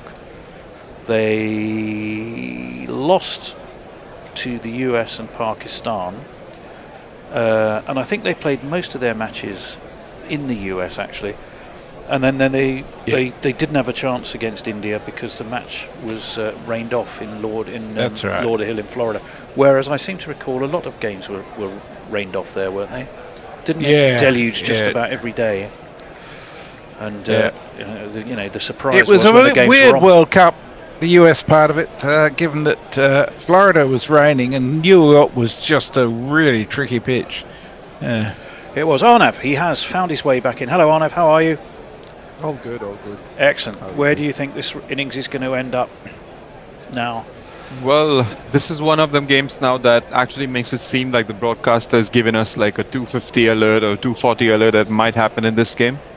They're going a bit slow for that, but well, Yeah, I 200 would from say. here is still a great score. I would definitely have said that. How much do you know about Ahmedabad as a place? I think None as a spectator, haven't been there, but well, we know the 2023 World Cup final. We saw what happened. we did. India, after winning 12 games, went and lost their game there. So it's a very two-paced pitch, as we can see today as Can well. be quite high scoring. I know it's called Yep. Ahmedabad itself. We're sort of on the northwestern coast above, quite a bit above Mumbai, aren't we? And inland a little bit. Yep. It's known as the City of Mills, apparently, because of the cotton trade. It's known as the Manchester of the East. That's one of my fun facts. Ash Patel stuns everyone into silence as that steered to backward point, and it's a welcome dot ball for Ash Patel. It's also, you'll remember this, Messrs, because we bring it up, or at least I probably do every time. It's got the restaurant in the graveyard that goes by the name of Lucky's. As in comes Anch onto the back foot, punched, but sharply fielded by Anch. Away to his left, it's another dot ball, so he's found his range. There's a deep square, a deep mid wicket, a long on, a long off, and a deep point, all out on the boundary. So they're conscious of what David Miller can do. We didn't jingle him, we should do that. He's worked that just for a single though, so it's a slow, steady and somewhat cautious start from David Miller. But we know what a danger he can be when he does get going. What we don't know is where his jingle is, because he has been out the side. Oh no, here he is. We got him. Up next is a real life wire. David Miller, qu'est-ce que c'est? Suffer for fire, suffer fire. A little bit of talking heads, love it. Anch, and he comes, the left armour. That's gone high up in the air. How long has it gone on? It's been taken. Wow. Long off. We get the sign of the arrow. Beautifully judged catch. That really did get some elevation on it. Jewel Brevis got right underneath it. And Canada hold the front page here, have got their 4th wicket. It's 138 for 4. It's a real skied top edge. It was actually at short extra, and the catch was taken by, that's not our friend Dylan again, I don't think it is. I shall tell you who it is in just a moment. Curtin. Well, he managed to pull himself together in time to take that catch quite brilliantly. Hendo groaning in the background at my terrible Curtin joke, but he... You wonder when the hitters, like when South Africa run out of hitters, because now it's Tristan Stubbs to come out. Well, yes. Yeah, it does go on a bit. But and then we have Jansen, who can hit a few as well. Two wickets in this over and only 1 run with 1 ball to go is a great start to the 14th over. But a super catch from Nicholas Anch has Curtin. got 3 wickets too. Well, he's got 3 wickets and 2 in this over. First, so he's got 2 wickets for 1 run in what has been a terrific over. Could he be turning the course of this game? It would be some shock. A seismic shock were somehow Canada to see off South Africa. But never say never. Whereas to me, it would not have been a seismic shock if Nepal had beaten England. Because Nepal, I think... I agree, yeah. Forward. Oh, it's just beaten the dive, and it's threaded by Tristan Stubbs between extra cover and extra cover, all the way along the ground, and he has got himself 4 runs. I think South Africa will be glad to have got the scoreboard ticking again there. Oh, what are we watching here? We're going to a magic moment from the past. Herschel Extra Fluffo says, speaking of Milburns, Barry Milburn was a New Zealand keeper and butcher and liked the ladies very much. Barry, was he? Apparently. Okay. Tim Wilton Davis confesses he had a dream about Fluffy's missus, to which Fluffo says, that'll be 30 quid, thanks. I have to say, all going a bit weird. And cheap. If I was his missus, I'd be slapping him around the head going, is that what you think I'm worth? Right, Bajwal. Yeah. He's going to be right arm around, very round-armed, and it's again threaded by David Miller this time. Sana comes around from mid-off to field. They should, I think, have come back for 2, did they? Yes, they did. Yep. I mean, you do have both. We know that both of these two can be massively destructive, but I think you could be right about 2-pace pitch. Oh, that's beautifully cut away. That's gone through extra cover. No point chasing that. That's the very best, as Mark Nicholas would say, of Lovely placement. David Miller. It's a gorgeous shot, and it's 4 of these.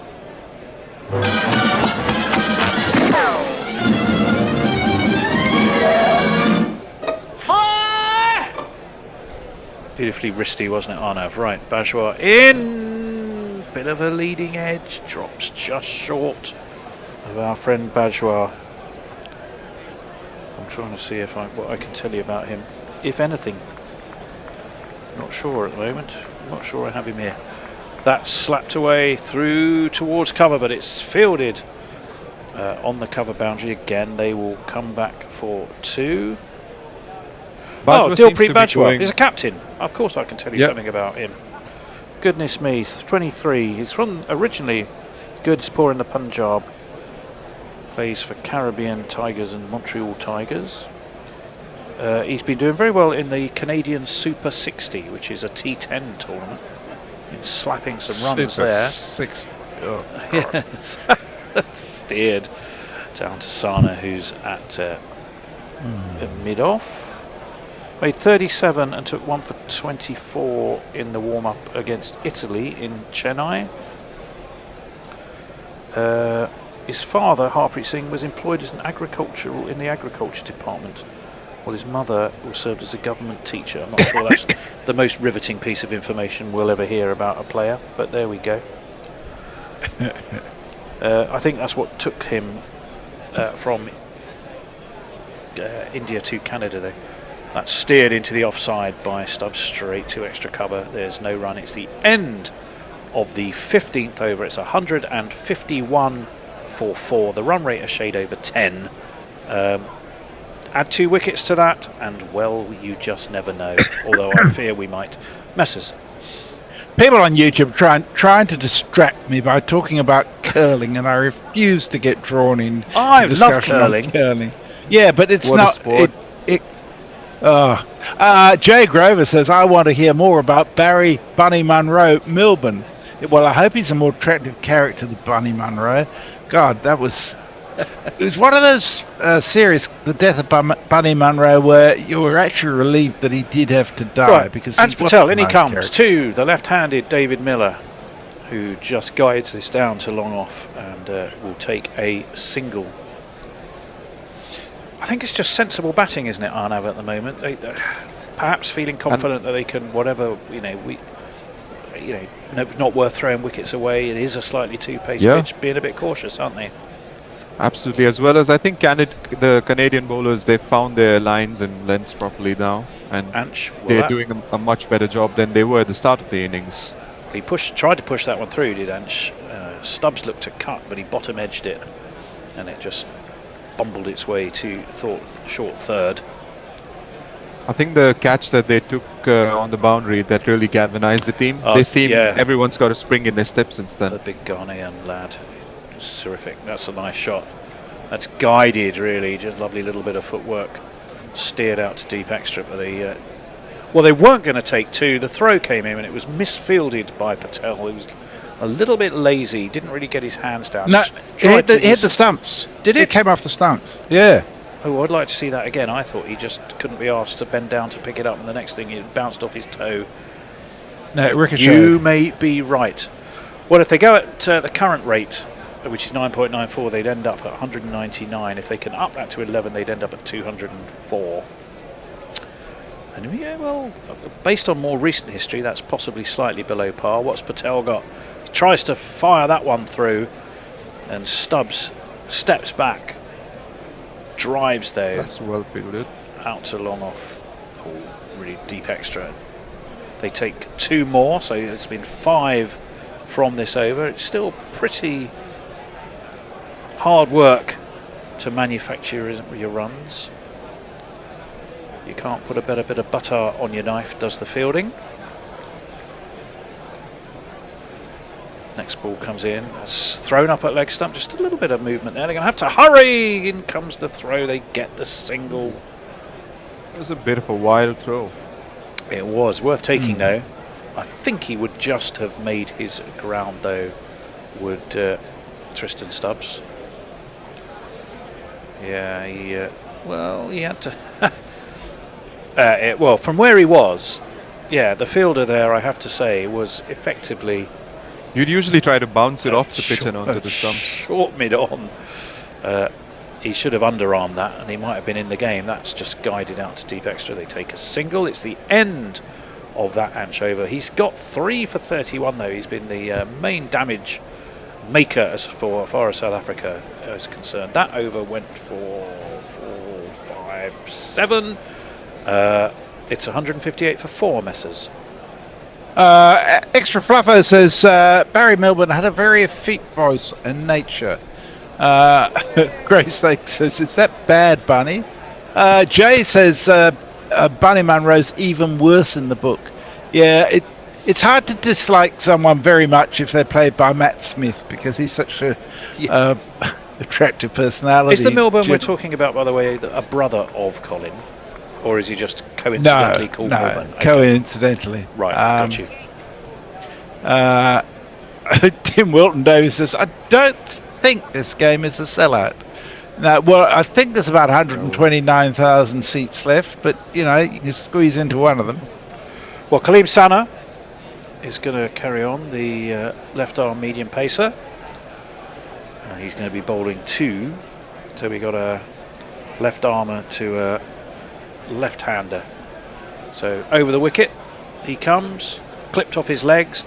Should be a man at mid-on there. It's Daliwal, and they take a single. So they're rotating strike Arnav rather than cutting loose, I would argue here.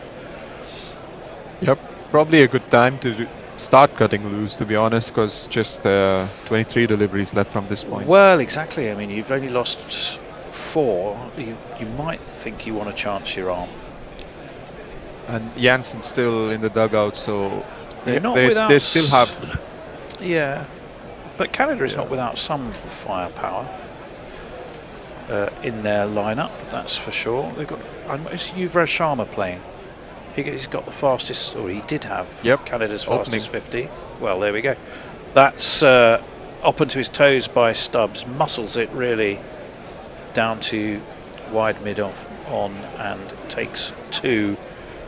Yeah, Yuvraj Sharma's got the fastest 50 for Canada, which he got off 15 balls. I'm not sure who that was against. But either way, it's not at all bad. We're looking at the difference between stock ball and googly for the bowler here. It's quite a big tell, don't you think? You can kind of, obviously, it is quite a big pause video, but I'm pretty sure batsmen are picking it up. I'm sure all batsmen would like just a time to freeze while they work out what to do with the ball that's coming.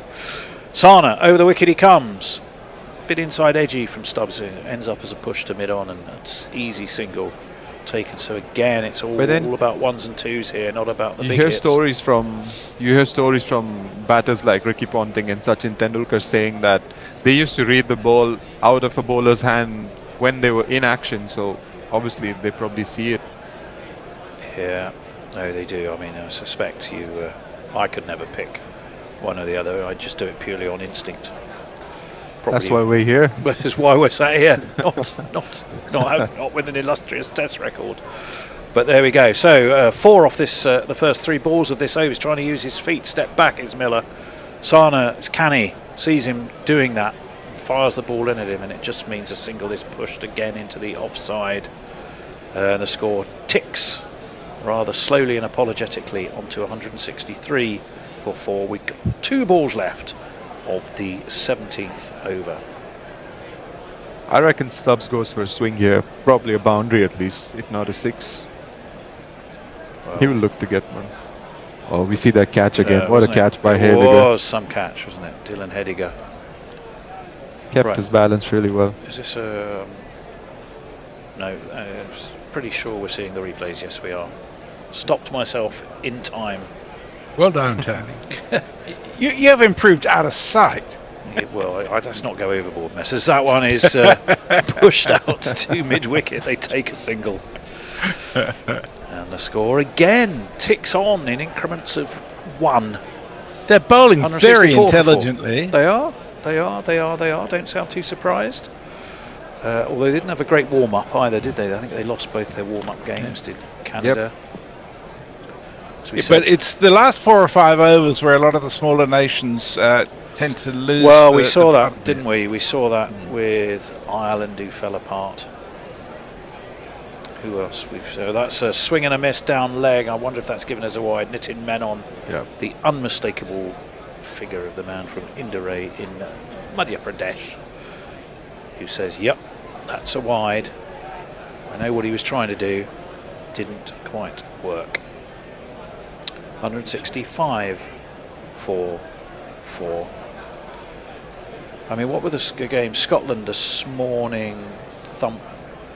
Oman, was it? Italy. Italy. The Manettis. Italy were a little disappointing. The Manetti brothers, once one of them had gone, it all went south very quickly.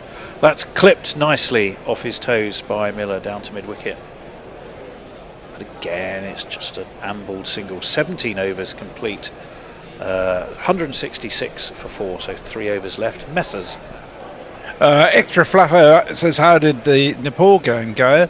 And it wasn't as Tim Wilton Daisies suggests. England thrashed them. Nepal were brilliant, and it was so exciting to watch. England eventually won by 4 runs, but it could have gone either way, and it was a great game to watch. I think Nepal just showed that they're very much an up-and-coming nation. Well drilled, fielded beautifully. I think they played to the best of their ability pretty much, and really, really pushed England to the very edge. It was a great game to watch. It was certainly, possibly, in terms of closeness, the match of the tournament so far. If you were English, absolutely. It was very much clenched buttock time. If you were Nepalese, you really thought you remember the chance. Right, Jaskandeep is going to be back into the attack. He's going to be bowling to David Miller. Let's see, we got a left-hander. Has he got 2 men short on the onside? Just looks like we might have a leg slip and a short backward square. I'd have to see the camera pan out. No, we swung down past the left-hander's swinging bat. You better start searching for some boundaries now if they want to get to 200. Well, yeah, I'm not sure on this wicket. I mean, 200 is a good landmark, obviously, and it certainly looks good in the scorebook. They've actually slowed down in the last few overs. They have. Really, yeah. So I think just got 14 runs in the last 2 overs. I think Canada, the bowlers have certainly started to find their range. That is for sure. As we saw that there from Jaskandeep.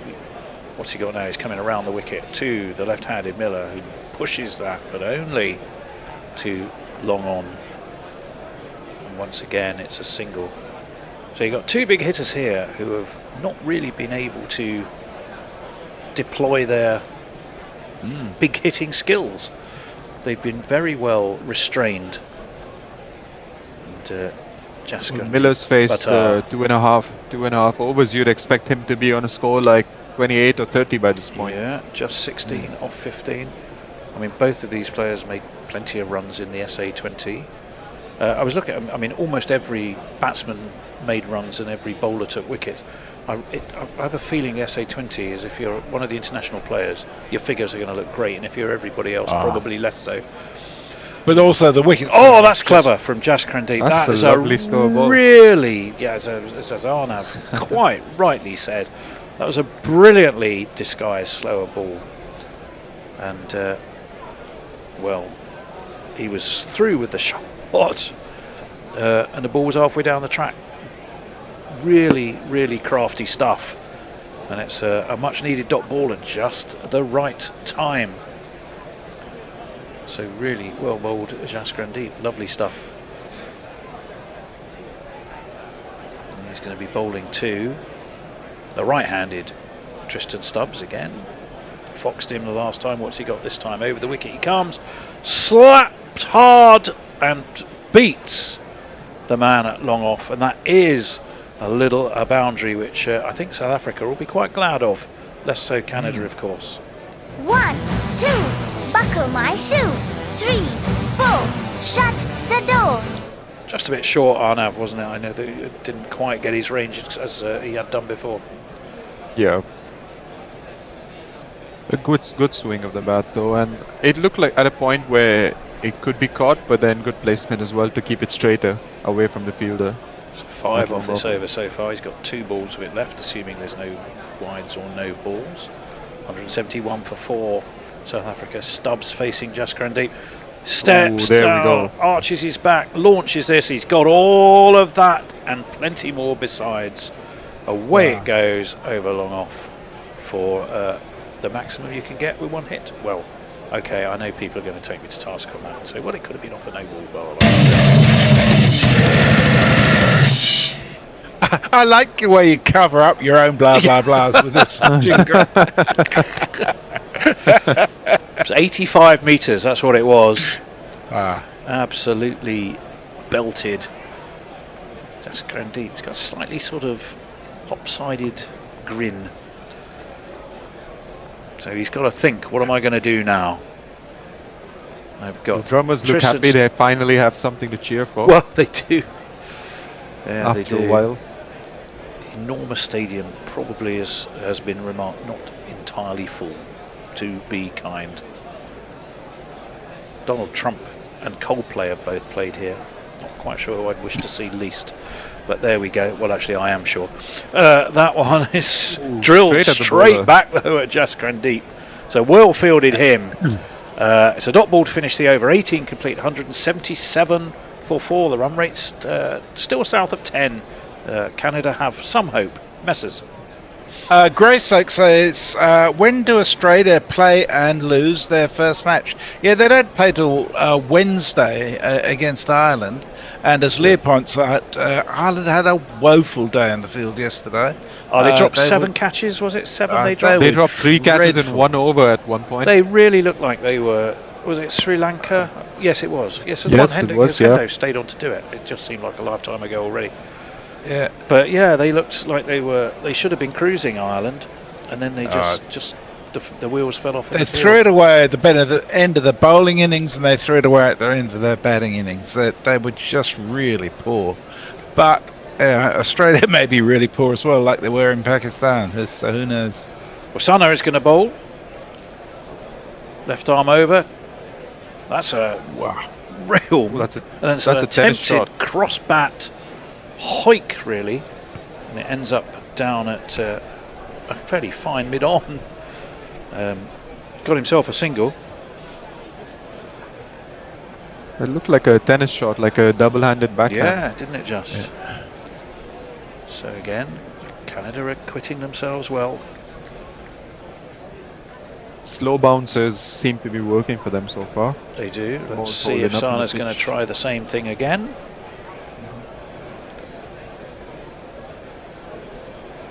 This partnership's now worth 40, so it's been a bit of a thorn in the side of the Canadians. That's clever. There it was again, Arnav. Slower bouncer, short and wide of off stump. Stubbs has a swing at it, but doesn't really get anywhere near it. It's a dot ball, just what they need. I think credit to the Canadian bowlers. They're playing to their strengths. Obviously, you know, they don't have too much experience, but they're doing well. Well, they're bowling very well. It's a big ask on a normally a fairly Against last time's run heavy finalists pitch as well. Yeah. That's smash, but there should be a man at long on. There is. It's Thacker, so there is no run. Oh, sorry, they take a single. Beg your pardon. Again, Yes, he there didn't was a time run. it. Yeah. Yeah. You just feel that it's really hard to time on this pitch if you pitch it in the right place. Yep. Kaleem Sana, to give him his full name. He's from Rawalpindi, actually, in the Punjab. He's played for Dubai Capitals, amongst others. In he comes, the left armour. That's launched. Is it far enough? You bet your life it is. It was up, it was straight, and it was all the way for one of these. One toke over the line, sweet Jesus, one toke over the line. That was so flat and so Beautiful hard. shot. What a good shot. How many rows back was it? It was, oh, not that far. Just over the advertising span. Seemed to go in that gap between the two sets of seats and in front of the black sight screen. What's he got to come back? Short, pulled square, pulled just backward of square. That was another slow one. It was. Well, my cry, never heard by England's management, is pace off, pace off, pace off. It's very rarely. Especially when you have Sam Curran on your side. It's very rarely that just raw pace works, particularly in power plays when the ball just flies off the bat. But do they listen? No, they don't. Right. That's one ball left, I think, of the over. Yes, there should be. There are 186 for 4. They're checking something. Well, they do seem to be checking something. I'm not entirely sure what they think they're looking for. What did I miss? Bajwa and Are they looking for one shot, maybe, for the run? Well, it was only a single. Did they run short? They might have. I didn't see the umpire signal one short, which I think is sort of a bit like a tic-tac man doing odds, isn't it? Just a tap on the shoulder. Messers, you all know these. You're expert on these kind of things. Ooh, I think we've lost everyone on Zoom, Endo. Hello, is there anyone still there? Yeah, we have. Marvellous. Are we still on YouTube? Yeah, I think everything's frozen. I have no idea.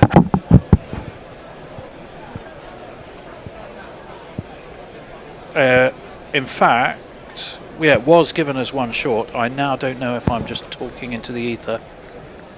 I think I'm still on, but everyone else is frozen.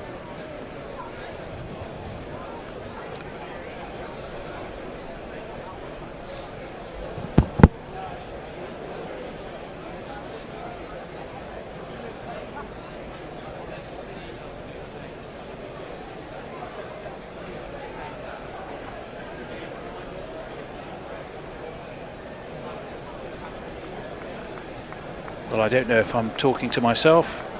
Stubbs 24, Miller 24, 187 for 4. We've got was in fact a no ball after that long debate, so we actually have 2 balls left of the 19th over.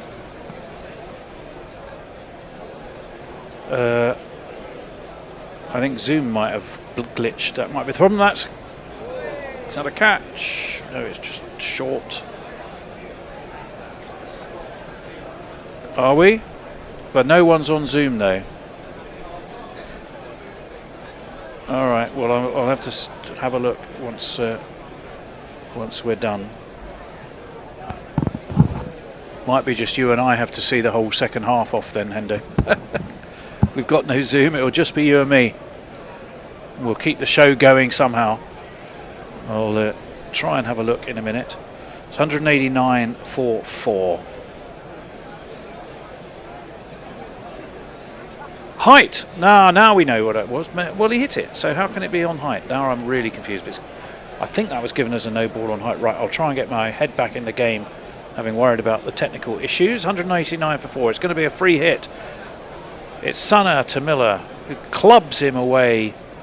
The picture is now moving around all over the place on the screen. I don't know what's going on. That's just a single. And this has been a 1, 2, 3, 4, 5, 6, 7 ball over so far. Still one to come. None for 36 for Sana. 25 each. So they're going pretty much, well, they are going very much neck and neck. Are Stubbs and Miller. Left-hander and right-hander. And there is just the one ball left.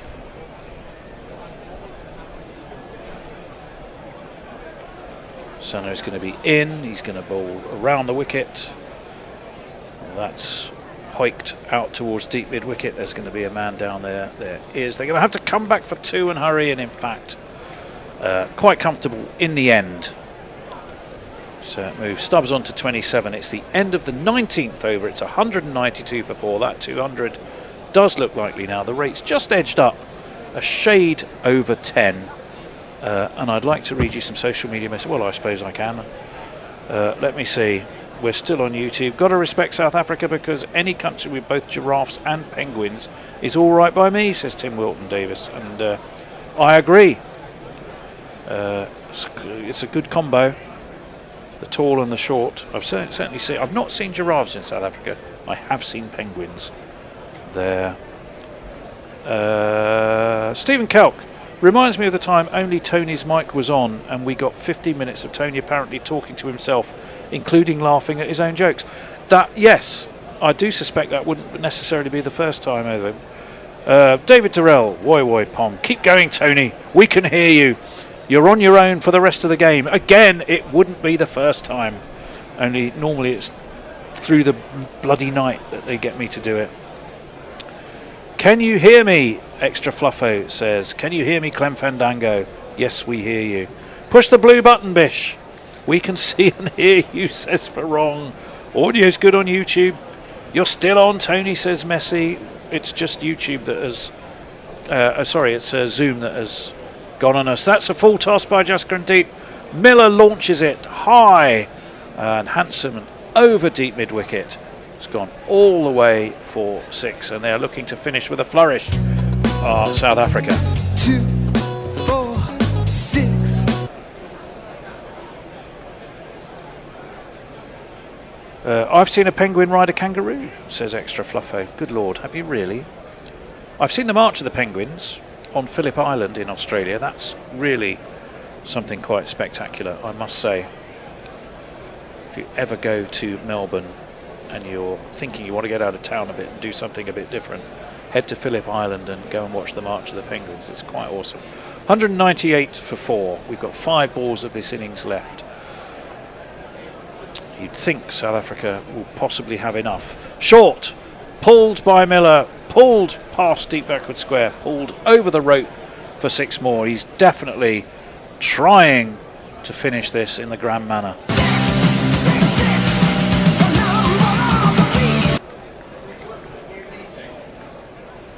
At the moment, I'd rather we didn't do anything at the risk of... Okay, well in that case I guess a new meeting. Yeah, then you have to join yourself, as it were.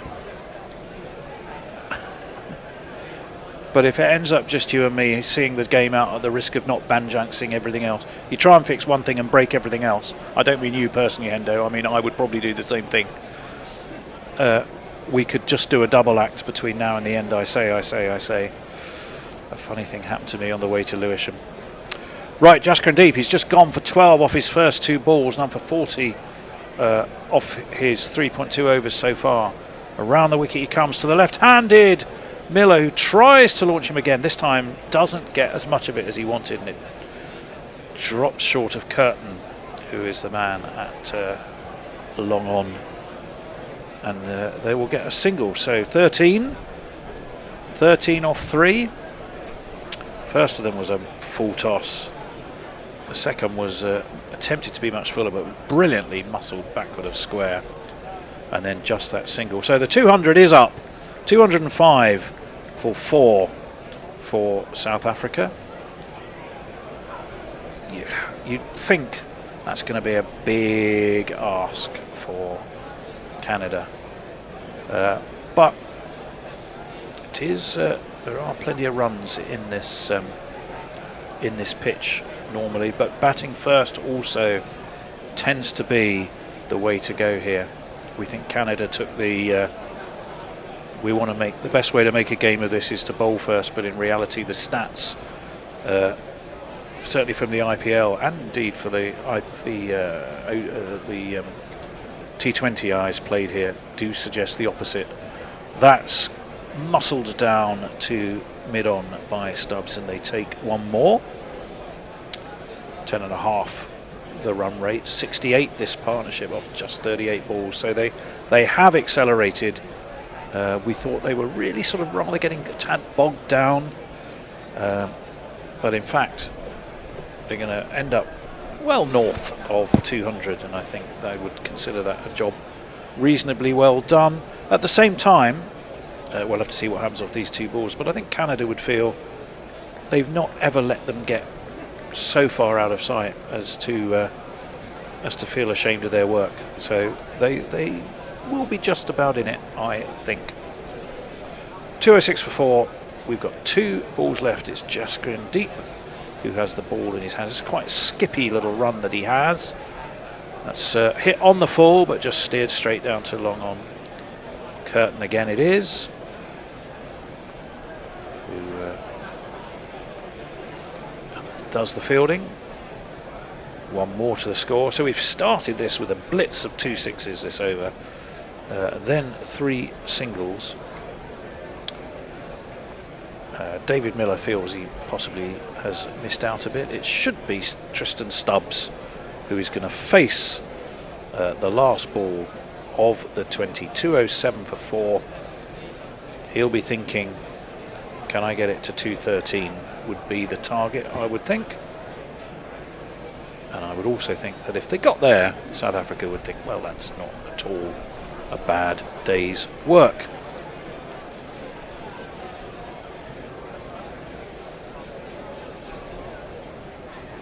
Jaskrin Deep in, wide of off, hiked high and handsome over deep extra. They have got themselves to 213. Poor old Jaskrin Deep was always going to be in the firing line, bowling the last over to these two. That last over has gone for 22, I think, 18, 19. Yes, it does. It means South Africa finish on 214. 215 will be what Canada have to chase. I'll give you some final messages before we go and try and figure out whether we can get our colleagues back on or whether Hendo and I will just link arms and rather like Christopher Robin and Winnie the Pooh wander arm in arm into the Ahmedabad sunset. Who's who? I'm not going there. I'm not having that discussion. I suppose Winnie the Pooh's a bear, so I've got the wrong Nigel. But there we go. Right, let's have a look. Extra fluffo. It had a cowboy hat on. I don't know what did. Something about an AI image. Oh, right. Am I happy with our I'm happy with our bowlers, says Shining Knight. Yeah, you should be. I think they did all right, which is precisely what you go on to say, in fact. To keep South Africa from 250 plus. You clearly set your expectations there, Shining Knight. Penguins might fly, says Tim Wilton. Psycho Killer, Qu'est-ce que c'est, says Eric. Yep, that was the song that was played earlier. Mr. Forbush and the Penguins. Was that Mr. Forbush, was it? I thought it was Mr. I remember the Jim Carrey character. I wouldn't be happy with that bowling, says Banana Brooks. Well, pretty much. He took a take. Right, I think that's it. So, we will take a short break. There may be silence while 2 confused old hacks try and work out how on earth we can restore Zoom. 2:30. We've had, apart from Leach, but Leach, as I've often said, has been unlucky just because mainly he gets weird injuries at weird times, and unfortunately his Crohn disease has cost him some time on the side. And I just think they thought we'd love him to be fit and healthy and our main spinner, but we're not sure he's reliable enough. Well, unlike Shoaib Bashir. Yeah, I don't think it's anything to do with. I don't think it's anything to do with Leach, and I think they would have quite liked Leach, but you know, them's a roll sometimes. Those spinning fingers were brilliant at carrying the drinks tray. Did you notice how steady he were?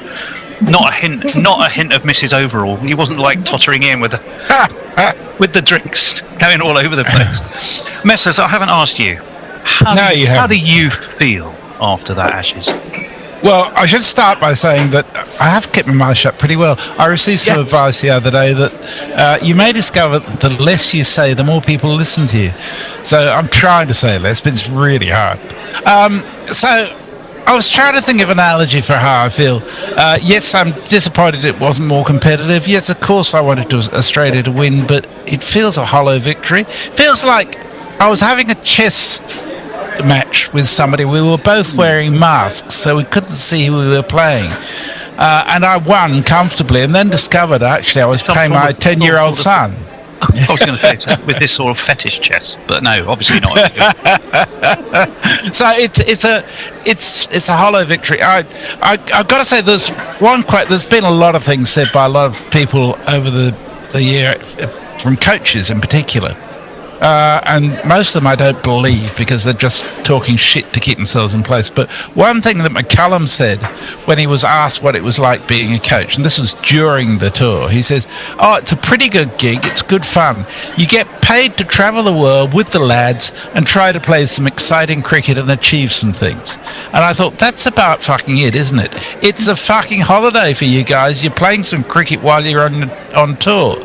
You're not going to play cricket and other things are peripheral, because that's the vibe that comes across. They weren't even very good at drinking. If they were going to do drinking, they want to get in training for it. But they didn't train for anything. They just winged it the whole fucking way through. And lo and behold, they didn't have a fielding coach. And do you know what would have possibly won them the Ashes by itself? Is actually catching those catches. Yeah, I mean that made a massive difference. 17 was the count. Yeah. One of which was Harry Brook, as I recall. At least one of which was Harry Brook. Two of which were Harry Brook. One of which I think was more costly than the other, though. If you want to go costly catches, there was Travis Head. Was it? It wasn't Perth, was it? It was Brisbane, probably, on 4. Yeah. Well, Cricket Info's done a thing. It says Australia dropped 11 catches and it cost them 298 runs. Yeah. England dropped 17 catches and it cost them 547 runs. There you go. There you go. Khawaja was dropped on. He probably wouldn't have played the rest of the series if they caught him in the first. The most egregious drop was by Jamie Smith off Travis Head when he was on 0 in Brisbane. Yeah. Because although Head didn't make a huge number of runs, they put on 77 for the first wicket. And the nature of the game changed dramatically. Absolutely. And the mood of the England team changed dramatically, and it was a simple catch. I noticed actually in an article yesterday that England have said they're going to refuse a pink ball test in the next Ashes, and I think that's right. I don't blame totally right. I think it's a banker for Australia to have a pink ball test, and I think that's a bit. Does that also include the Is it the centenary? No, I don't think the centenary okay test was still going to. Yeah, I mean, I saw Jim Maxwell, who I love. Right. I'm a huge Jim Maxwell fan, and he was saying he felt it was complete disrespect to the history of Test cricket to play. I agree with him on that, and I agree with him. I understand it potentially extends the number of people and hours that people can watch. But you've had a game played with a red ball for whatever it is, 150 years. Is it even 200 years now? Is it how many? Which one are we celebrating? 150, isn't it? It's 150. Okay, but to then play it with a pink ball where you run the risk of it being a shortened game and loading the odds heavily into the favour of the home side, I think that is just bonkers and stupid. And I'm sorry if that makes me sound like a crusty old traditionalist, but I think you're right. Well, there are two things there, Tony. I agree. I don't think pink ball tests should be played because I don't think they're fair. But it's not about the home team. It's about the time that you're actually playing, who wins the toss, how you manipulate it from there. I think England went into this pink ball test with a really, really bad attitude, saying, we can't possibly win against Mitchell Starc with a pink ball. And Australia went into it playing the circumstances of the game like a game of chess, knowing exactly when they wanted to moderate. But those things weren't that fucking hard to work out. I mean, that's what I'm saying. England planned so poorly for all their circumstances that they didn't actually use their brains in terms of how to manipulate I think they tried, but they got it all wrong, as per normal in the series. They got out at the wrong times, didn't bowl at the right times, Yeah, and they prepared a team for pitches that no longer exist in Australia. Well, that's very much the case, but weirdly, the last time it was the case. So I guess you can only go on what you last experienced. I mean, the last time we were there, we were told. But perhaps if they'd had a bit of time playing in Australia beforehand, they might have found out. Well, that's a radical idea. I know. You call me old-fashioned. How did we feel about the one England win?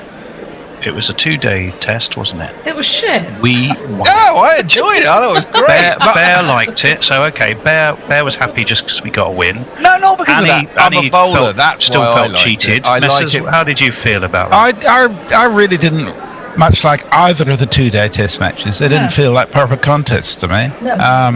I'm trying to. I mean, for me, it was a bit like a back alley knee trembler. You know, it was a bit like T20, you know, followed by a sense of guilt and shame that lasted far longer than the pleasure. Look, before we go on with this, I need to confess to something. I've actually never had a back alley knee trembler, so I'm not quite sure what they're like. I don't even know what one is. Yeah. Exactly, Tone. You're letting yourself down here, mate. Sorry. He was a musician, though. You know, there was. Is it having someone up against the wall? No, right. Okay, let's not go into the mechanics. Okay, all right. It was really possibly not well chosen analogy. It could be bent over a bin, Annie. The brief sense of pleasure and the extended sense of shame and guilt. That I was I see. For. All right. I don't think it's not about position. What would be quite interesting though if they had one of those exoskeleton weight transfer things for that. Exactly which points you transfer your weight in the forwards and backwards motion of dealing with the mechanics of this said event. But there we go. And where you wrist your cock, as it were. Yeah. Right. Now it is most definitely time to move on before Annie falls off her bar stool. In a combination Can I have another brandy shock and shame, please? even being connected to the three of us. Right. Let's swift change gear. If we look at it from, let's say, the top down, because I think we probably do all agree there were massive organisational errors, there were scheduling errors, there were selection errors, there were pure performance errors, and there were conduct errors when they were on tour, and there therefore were probably cultural errors. And I don't think any of us feel any differently about that, possibly to degrees. I know the Bears are a little more liberal in some of those areas than perhaps one or two of us are. But if we start at the top, if we look at the management and we take that from ECB down to the coach, and we look at the managing director of England Cricket in that picture as well, how much of what went wrong do we feel starts at the... Well, actually, I could even take a step before then.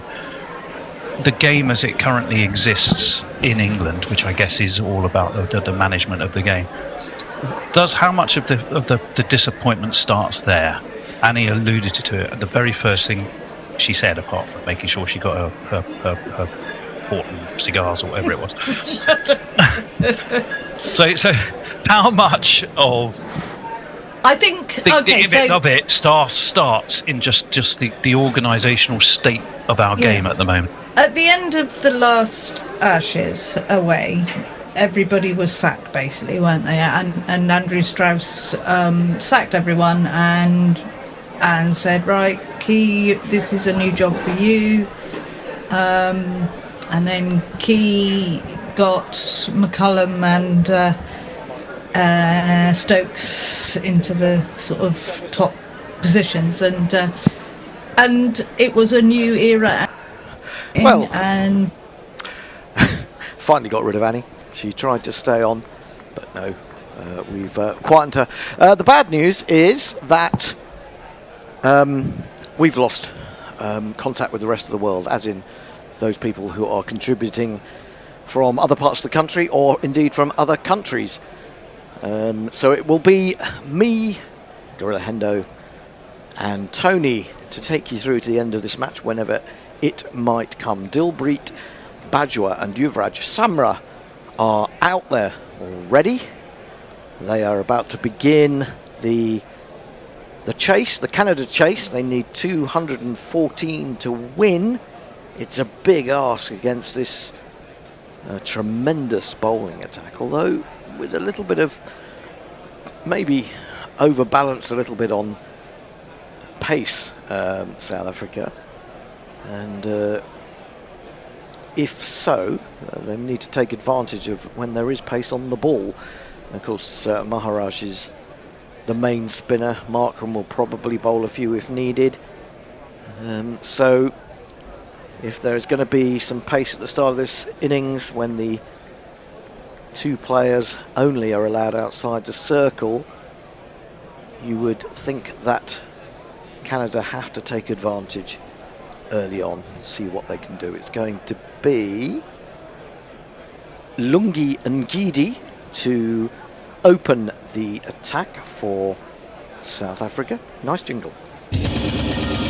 Domination is the name of the game. In cricket or life, they're both just the same. So go get the guy who can turn the day. Let's play Lungi Ngidi. Let's play Lungi Ngidi. Are you down for Lungi Ngidi? And I have to say that before the jingle is over, the captain of Canada, Dilpreet Bajwa, has gone. I think he was trying to leave a ball that just nibbled, and it must have only grazed the edge. I actually thought that Quinton de Kock was mucking around. It's a lovely seam position, actually. He's trying to leave it. It's just grazed that outside edge, bottom of the bat, and well, that is an absolutely disastrous start for Canada in their reply. So he goes, didn't even get to play his jingle, although he did bowl, so he did do that earlier. I'll jingle up the other opening batsman, who will presumably hope to last a little bit longer. But we shall see. We shall see. Tony, what do you make of it? We'll be home in 5 minutes, won't we? Well, I was just actually in the process of telling everyone that Zoom appears to be mangle-fucked. So, therefore, it's you and me. It's outside the off stump, left alone. Daliwal is the new batsman. Let me jingle him up, and then I'll come back to Samra.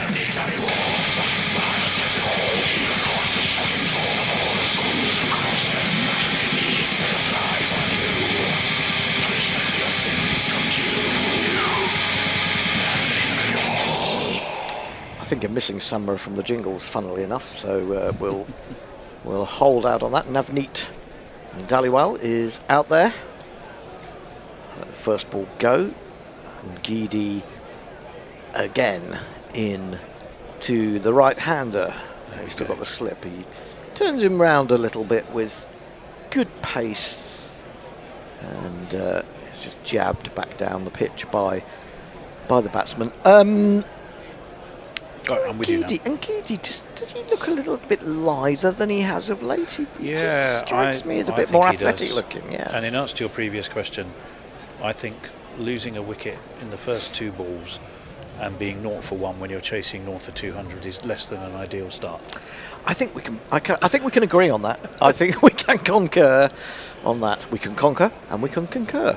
And Gidi in again, bowls. He aims a big, rather wafty drive at that, and it goes through slightly backward a point and away in the air for 4 runs. They've got a chance their arm, and they have done. Now my innings going, great guns, I hit the ball, 4 runs, I hit the ball, and it went for 4 runs. Well, we were Winnie the Pooh and the Bear, Winnie the Pooh and Christopher Robin, and now we've been outed as Laurel and Hardy. Again, which one would be which? Indeed so. Daliwal then. Am I driving the car that falls apart? I hope not. Giving me a lift. This one rises and beats Daliwal, maybe just shocked by the amount of bounce that Ngidi is able to extract from this wicket. Through to the keeper again, so a curious start to proceedings in front of, what do we reckon? We reckon there may be about 5,000 in the crowd, if that. Deserves more. Scattered to all points, really, in this huge stadium. And Ngidi in to complete the over, and he drives, but doesn't really tie the ball straight up to mid-off. It's the end of the over, and Canada, in reply, chasing 214, are 4 for 1. Tony. Oh, Lord, I'm supposed to be doing socials on time. Yeah. It's all changed. All changed. All gate, all get off, all change. Right. Let's have a look. Something about John Hurt, who hurts Elephant penguins. Good old Samantha knows what it is. I don't know what is, but there we go. Good day, penguin routers. What have I missed? Says Lucky6. What's going on about? What's this stuff about penguins? I don't know. We got into a discussion. I think it was because South Africa is a country that has both giraffes and penguins, and that's a mark in its favour, which we all agreed it was. Oh, hello. Now we're back into the world of knee tremblers and penguins now. I'm not sure we should be going there. Not the start Canada we're looking for, says Leah, and she'd be dead right. French penguins with no sense of direction. What? Costello and Costello, says Lucky6. Who's on first? It's Marco Jansen coming in to bowl to Samra, the left-hander. He's a tall, wiry kind of guy, and he defends the first ball into the offside. It's Marco Jansen, left arm over the wicket, who is the opening bowler. Marco would play polo, but there's more money in cricket. I don't know if you heard, Tony, yesterday when the when the Bishop and Bear podcast was on, as it was on in the break here, played off his thigh up to mid-wicket. I couldn't remember the name of it, and I was calling it Tony Talks to People. And we decided that we were going to rename your podcast Tony Talks to People. Well, that's actually fine by me. I think you might find, however, someone, the landlord, some pouring going on of the ground. Yeah, would not be quite so chuffed. He gets upset when I change it to the Bishop and Bear as opposed to the Bishop and the Bear. He's unbelievably sensitive about his which is a mark of the man. I suppose it is. A mark of the bear. Down the wicket comes Samra, tries to launch that down the ground, but it's a back of a length, and he's beaten by it, really. It's a swish and a miss, I think you can say. There is no run. Let's have a look. Who are the men out? Deep third and fine leg are the two men outside. See, I don't understand this deep third. I always just think third man. You can have a short third man and a third man. Oh my word! That's a bouncer. It's a wide, and it's also 4 byes. That has gone miles over Quinton de Kock. I don't think even Marco Jansen can believe he got that much out of the pitch. So, he wow. never looks like one of life's. He doesn't look like one of life's smilers, does he, Marco Jansen? He's always got a somewhat lugubrious look on his face, but I think it's just he's got quite a long face. Long face. He may be, quite a comedian on the quiet, but well, it's a bit like looks somewhat serious now. You see what's going on here? Look, it's all going. Well, no, they're just. No, I don't know what's going on down there, but we're just. Why do we need in the middle of the game, in the middle of the innings, or the start of the Canadian innings, we're suddenly seeing Aidan Markram's shots from the first innings? It's just unnecessary. Here comes Jansen. He's got a slip, and he's lifted that just enough over mid-on, and it's not far to get to the boundary from there, and that will be 4 runs to Samra. He is also off the mark. Now my innings going, great guns, I hit the ball, 4 runs, I hit the ball, and it went for 4 runs. I was thinking, in terms of jingles, we also talk about renaming things and people. We decided late on yesterday, after his fabulous contributions, certainly financially, onto the defensive this time, Daliwal. Sorry, Samra. And there is no run, straight back to the bowler. We decided that Jay was henceforth to be known as the first Emperor of Sheffield. And I think we need a jingle for that. I think the first Emperor of Sheffield. Yeah, I think it would be fabulous. What a title. Indeed, well so. deserved. I think, absolutely. You can buy peerages, why not buy being the first Emperor of Sheffield? Exactly, and then it sets, years from now, centuries from now, there will be the 23rd Emperor of Sheffield. This is clouted over the top of backward point. Good shot from Samra, given a bit of width. And Jansen, with those extras that he conceded, has gone for 13. Canada are almost up with the rate, 17 for 1. Yeah, good for them. I said Costello and Costello. I also said then, didn't I, who's on first, which Eric J has immediately also said. Want me to ring one of you two to add some colour, says Invisible Bob. George McPherson says South Africa are now only the second team to get 200 plus in a game. England can learn from them. Good point, George. Yes, they can. Phone a friend, says Extra Fluffo. Hello, it's me, Invisible Bob 100, says Stephen Kelk. I think possibly in the voice of Lionel Richie. And Geedy, 1 for 4 from his first over. He's still keeping the slip there. A little bit of movement away, but nicely played, nicely adjusted Daliwal. He thought he might get a single. Then the throw comes in, and it strikes the stumps, then springs away, and they do get through for the single after all. I think Ursine Paws are at work. Oh, yes, I can see something happening. He's come out of his speed awareness course. Why would he need a speed awareness? He knows how fast he goes. Well, I was about to say, I think it might have been open to a number of other drugs as well. Other stimulants are covered on the speed awareness course. Oh, I didn't get any of that when I went on my speed awareness course. They just told me that I couldn't go 24 miles an hour in a 20 zone. Quite right too.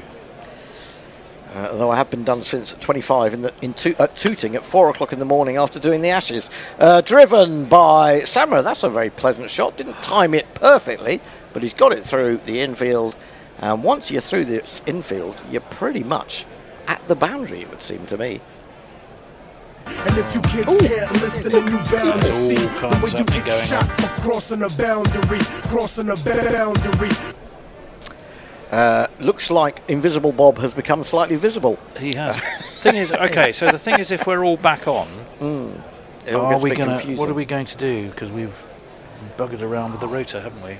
Well, why don't I do this? You finish this, and I do the last ball of the day, and we'll do it that way around anyway. Yeah. Okay, that's fine. And then who are supposed to. I can go if it's no, more difficult for you. You stand ready. You can join us actually.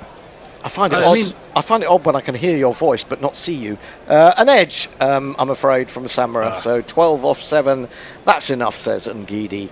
And he has his second wicket. Canada 22 for 2, I'm afraid to say.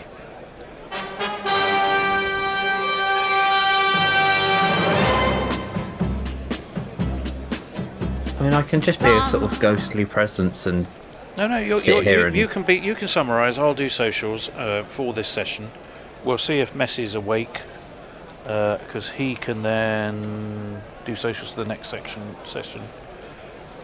with John, as he was planned to do anyway. And you've just disappeared anyway. Oh, we've lost him again. Oh no, hang on. Is there a voice? No, I'm still here. Oh, he's still here. It's just the bear's mucking around with the monitor. No, it's because the bear's giving me the pictures so that I can actually say something about what's happening. That's always a help. That helps. And I can commentate on you. There must be a limit to what you could be saying there. Well, you could see if there's another double act you could compare us to, because that's pretty much what we have been described. Put yourself together. Right, it is indeed. Possibly the final one of these for Canada. Every day he just comes out to the crease. It's a spin, it doesn't matter to him. His name is Nickerson. That's a very strange jingle. It didn't sound as if it all went completely to plan. What was going on in the studio there, Mog? It is Nicholas Curtin. That's why we were talking about things coming together. Now that's way outside the off stump. It goes further. He aims a rather flashy drive at it. Makes no contact. And gathered by de Kock. 88 miles an hour. Yeah, just played down the wrong line, I think. It was the faintest of edges, wasn't it? But there's no doubt it was an edge. Yeah, it was another faint edge. 2 really faint edges for these unfortunate Canada batsmen. Well, I might be having to be omitting some people now. Ngidi in, bowls, slashed away. Gave that everything, did Curtin. And it's gone all the way to the boundary at magnificent speed and velocity. One of these.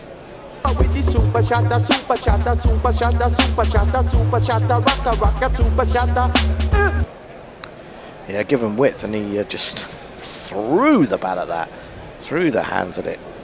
It was in the air. It was a sort of catchable height probably, but Yeah. the direction was right. Markram looks quizzical as Ngidi comes in to complete his second over. Curtin with bat aloft. He's gone for the pull shot. Going to be caught at mid-on, surely. Yeah, totally missed time. Got that high up on the bat. And Ngidi has a third. Wow. We may not need many more overs. That was short and sweet from Curtin. Nicholas Curtin. That's a great shame. I think we should draw a veil over that innings. Ba-dum. Ba-bum. Yes, good catch though, diving forward. Is that Rabada?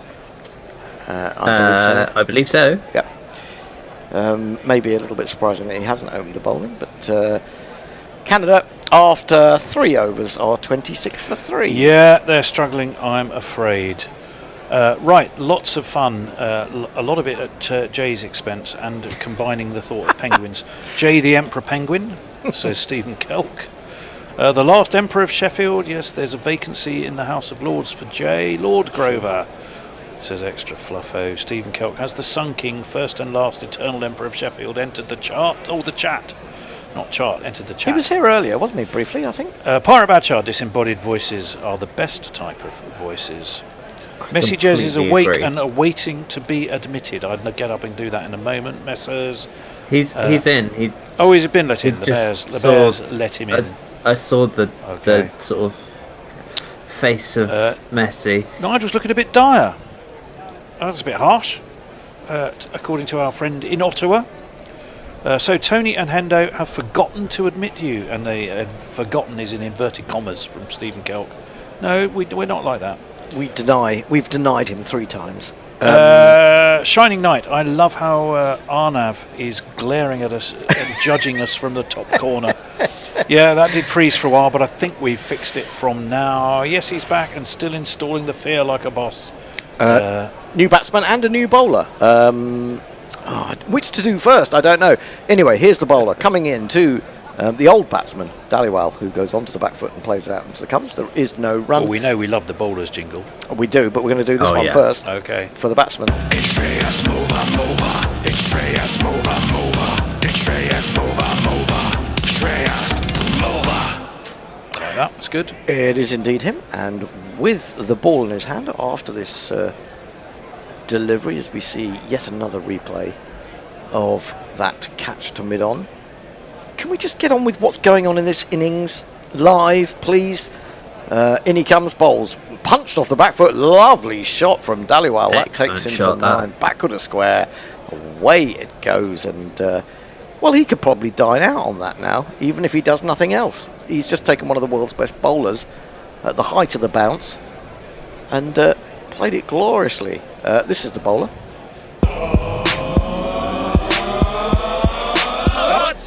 He's a high roller, rock and roller, scariest, deadliest, killingest bowler. He can sink your oats like the Spanish Armada. No one faster, no one harder. What's his name? What's his name?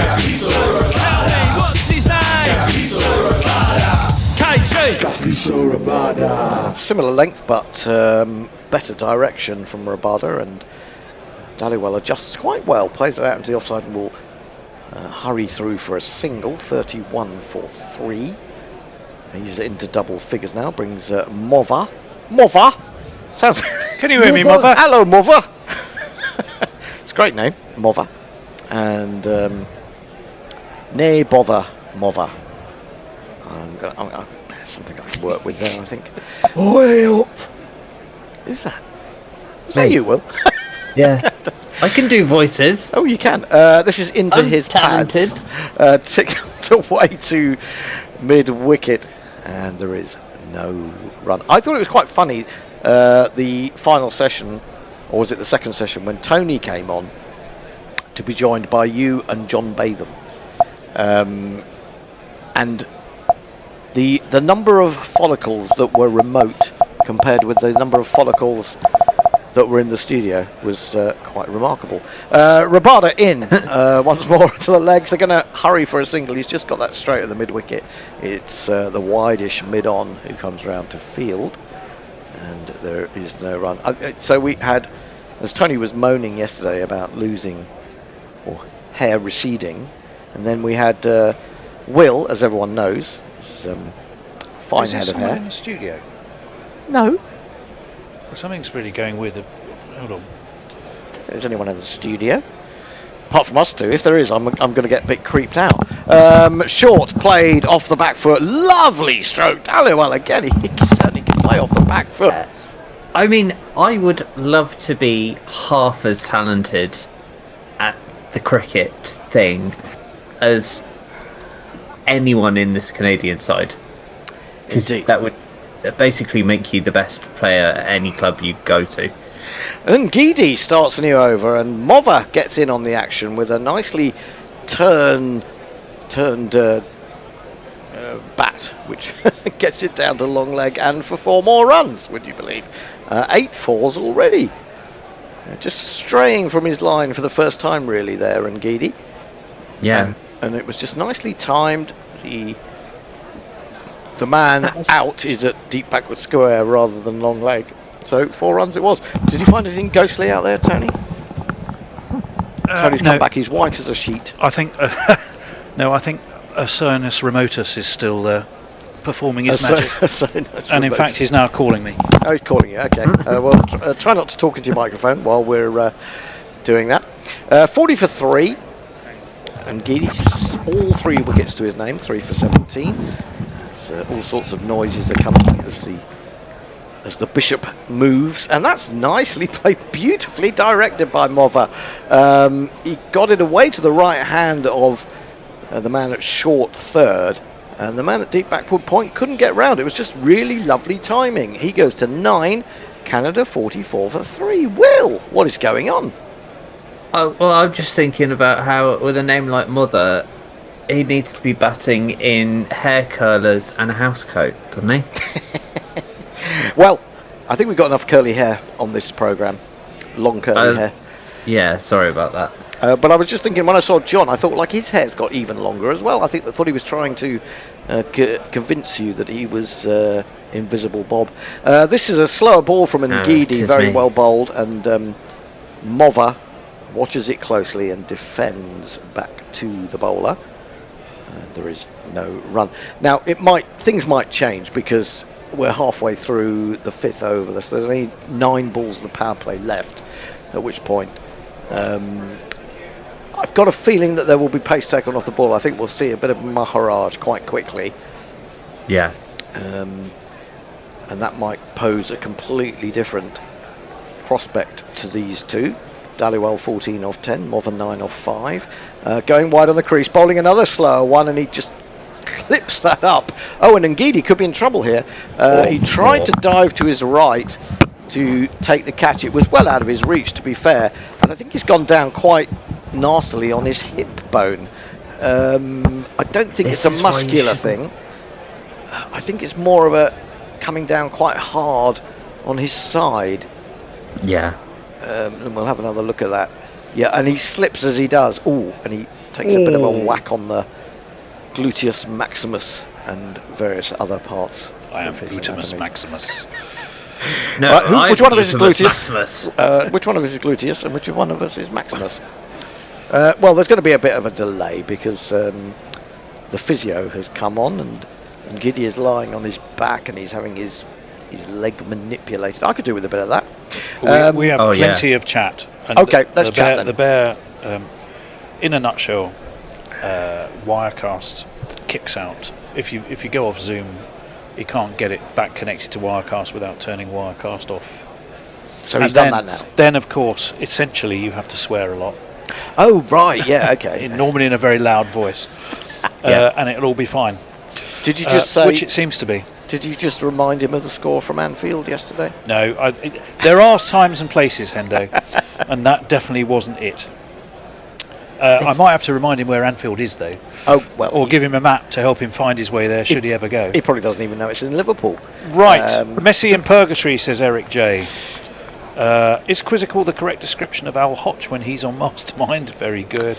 So messes in an elite company, same as Bangladesh, can't be seen. Indeed. Anthony Qatar, it says visually impure, I wonder if he means visually impaired. But listening to Guyana and loves the commentary. Anthony, that's I think great. we probably are visually impure. And a huge welcome. Elite Guerrilla Penguin Delta Force, says Lockie 6. Guerrilla Team Penguin, says Extra Fluffo. Where did we go? Who do you remember? Oh, hang on. And Giddy's back. He's fit again. He's running in. He's bowling. Another slower ball. This finds the edge, and the man at short third man is able to gather that one on the second bounce. Burgess Meredith is still the best Penguin, and I'm not having a word said against it. Burgess Meredith? Yeah. He was the Penguin in the original TV series. I get him mixed. I always get Burgess. Burgess. He was in Rocky films, wasn't he, for a while? I get Burgess Meredith mixed up with the elder Bridges. What was the oldest? Not Lloyd. Lloyd Bridges. Lloyd Bridges, who was father of Jeff and. That's right. Bo Bridges. Famously in the aeroplane films, amongst others. Yes, indeed. And Giddy, looking for the Yorker, the slower Yorker, and well dug out by Mova. But a really good recovery after going for 4 from both his opening deliveries there.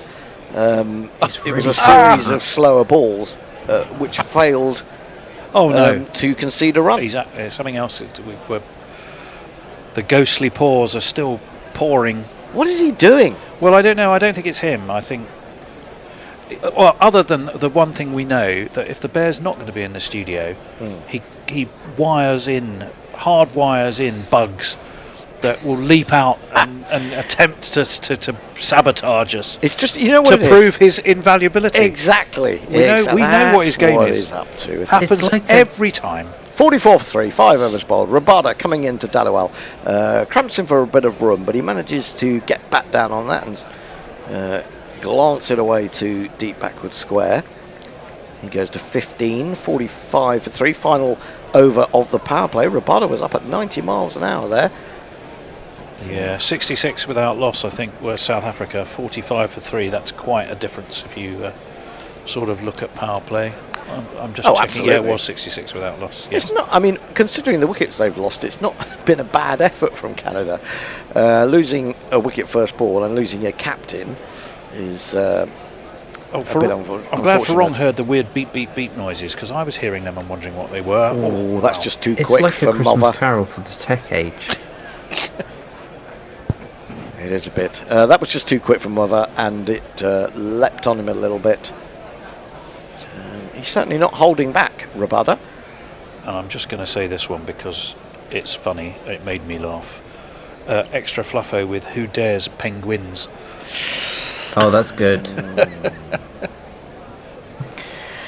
Rabada in again, once more cramping the batsman for room, this time Mova. But again, he's down on it, he's equal to it, he's keeping it out, pushing to mid-on. Don't cramp me, Mother.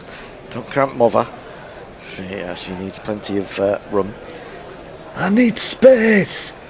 South Africa are playing 3 of their matches in the group stages at Ahmedabad. 1 in New Delhi. I had a fantastic, I think I said it yesterday, a fantastic curry the other day. Middle stump. Oh, what middle stump. Mova stands there. Beauty. Mova stands there and says, what on earth happened there? I was just about to whip that away through mid-wicket. Now there's some ringing. And my middle stump's disappeared. It's your phone. It is my phone. I don't know who's ringing me now. Oh, he's a bit unlucky. It's not middle stump, it's off stump. He's trying to whip it, and he's got an outside edge onto his off stump. And he's going back to the pavilion. He's still practicing the shot. He might want to go and have a look at that in the on the computer. So Rabada has his first wicket. Canada 45 for 4. I better just check who that is on my phone to see if it's anyone important. If it's the bear, obviously it isn't. Right, well, I'll... the Earth Sea Trilogy by Ursula K. Le Penguin. Marine Le Penguin gets a mention. Tim Wilton, Guyana is part of the Commonwealth Caribbean, but not in the West Indies. That is true. The Penguin of Notre Dame. quite sure. I had a hunch he might appear. Penguins of the Caribbean, 3 weddings and a penguin. Yeah, okay, we possibly eat, pray, love is underrated, says Tim Wilton Davis. Perhaps Preston North End could be also known as the Penguins. Off to watch the match live, Bish. No, well, you are or me. We played yesterday and managed to lose. Saving Private Penguin. The Penguin always rings twice. Dirty Penguin. Ice Station Penguin. Listen, it just goes on. How could the Penguin always ring twice when he can't even reach the doorbell? Well, it depends how. Well, It might be a low doorbell. It might be an emperor. I suppose. It could be. They're taller. I've just been phoned by an estate agent. Yeah, I was going to say that game's in New Delhi, but I had a fantastic curry called an Old Delhi butter chicken the other night. Oh, nice! I love butter chicken. I do love. I like making butter chicken. Have you ever been to the Maharani in Clapham High Street? No. Ooh. I think we should get them to sponsor us because I'm going to be mentioning them on a regular basis.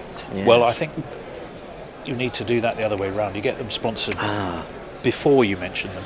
That's a very good point. They're rubbish. That's not how to get them on board. No, I'm not doing this very well. We used to, in the old sofa days, we used to have a curry house called Gaylord's in...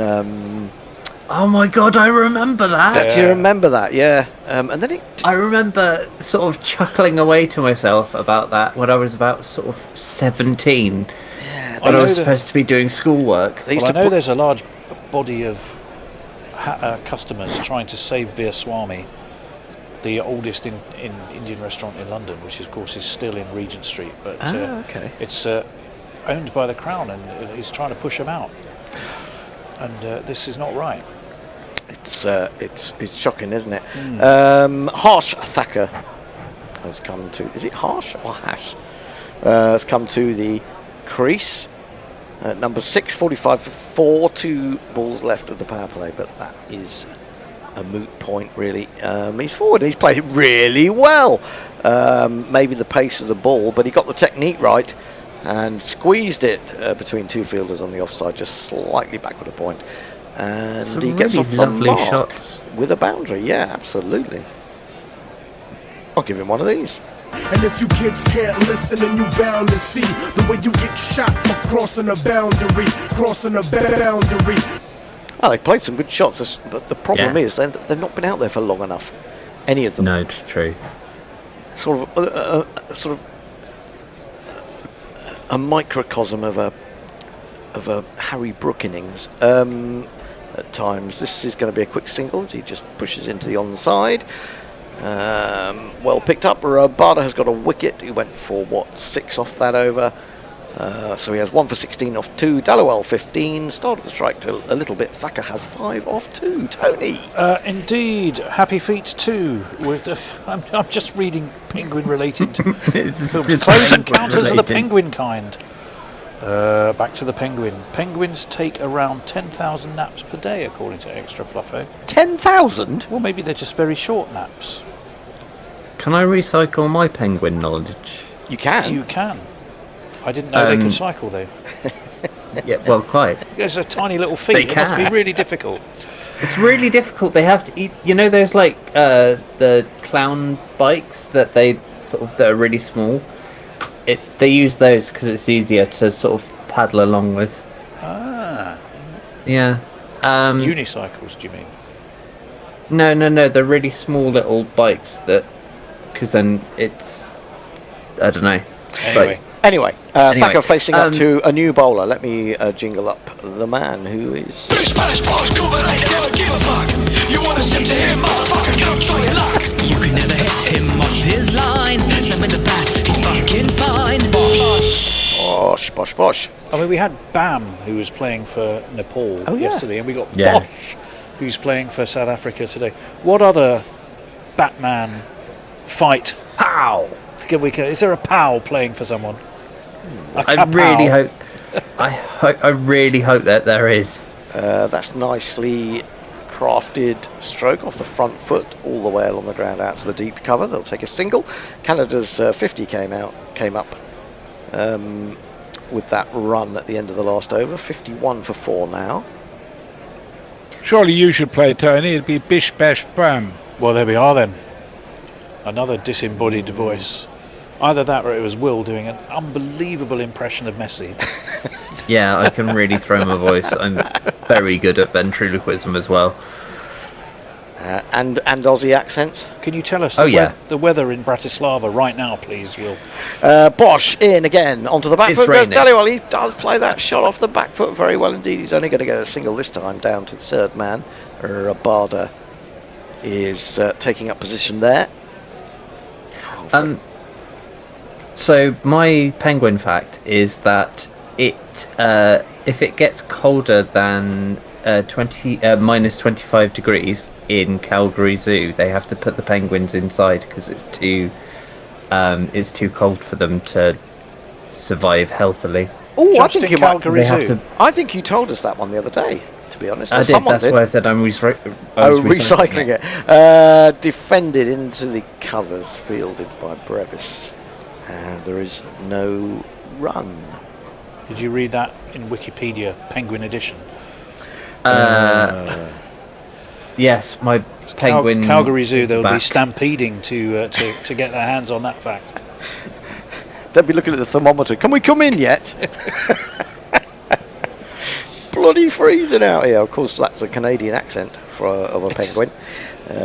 It is indeed. Maybe they're not really originally Canadian. Maybe they come from the north of England somewhere. Bosch in wide on the crease, pulled, loops up, didn't really get hold of it. May have been glove rather than bat, but they'll get a single nonetheless. 53 for 4. The required rate has shot up to 12.23 and over. It's really about Canada getting what they can in terms of experience from this game now. I think just get out there, get some batting against some top class bowling, and that might serve you well for the rest of the tournament. Canada are moving around. They're not in Ahmedabad all tournament practically. They've got to go Ahmedabad. I forget now where they said else they were going. Chennai, I think, was one of those places. Looks like they've got to go to 3 venues for 4 matches, whereas basically South Africa have their first 3 at the same venue. That has to be an advantage, doesn't it? That's the end of the 7th over. It's 54 for 4. Tony, I think, is going to come and do ball by ball. I have a penguin fact for you. You said about penguins coming from further north. In fact, the only territory in the northern hemisphere which has native penguins is the Galapagos Islands. There are no other penguins endemic to the northern hemisphere. Famous for its tortoises, though, the Galapagos. Isn't that where they all live to be about 312? The tortoises. Unless they get eaten first. The humans. Which is... Right, 54 for 4, anyway, are Canada. And that's a big ask when you're chasing 214 for win. We're going to see Keshav Maharaj, who also has a lovely little jingle. Ursine Paws are still tinkering away, changing the backdrop now, so it actually is Ahmedabad. And Maharaj's first ball is just steered out for a single. We're going to jingle him. Off for a bit? There's a bowler there. Hang on a second, Will. From South Africa. Yes, I think so. That would be good. Cool. But he made the switch. Oh, actually. No, stay there because Hendo's moving out, which means I'm going to have to move across. Because otherwise, can you change the picture then, Hendo? Or the bear, who may well be listening, but... Lord above, hang on.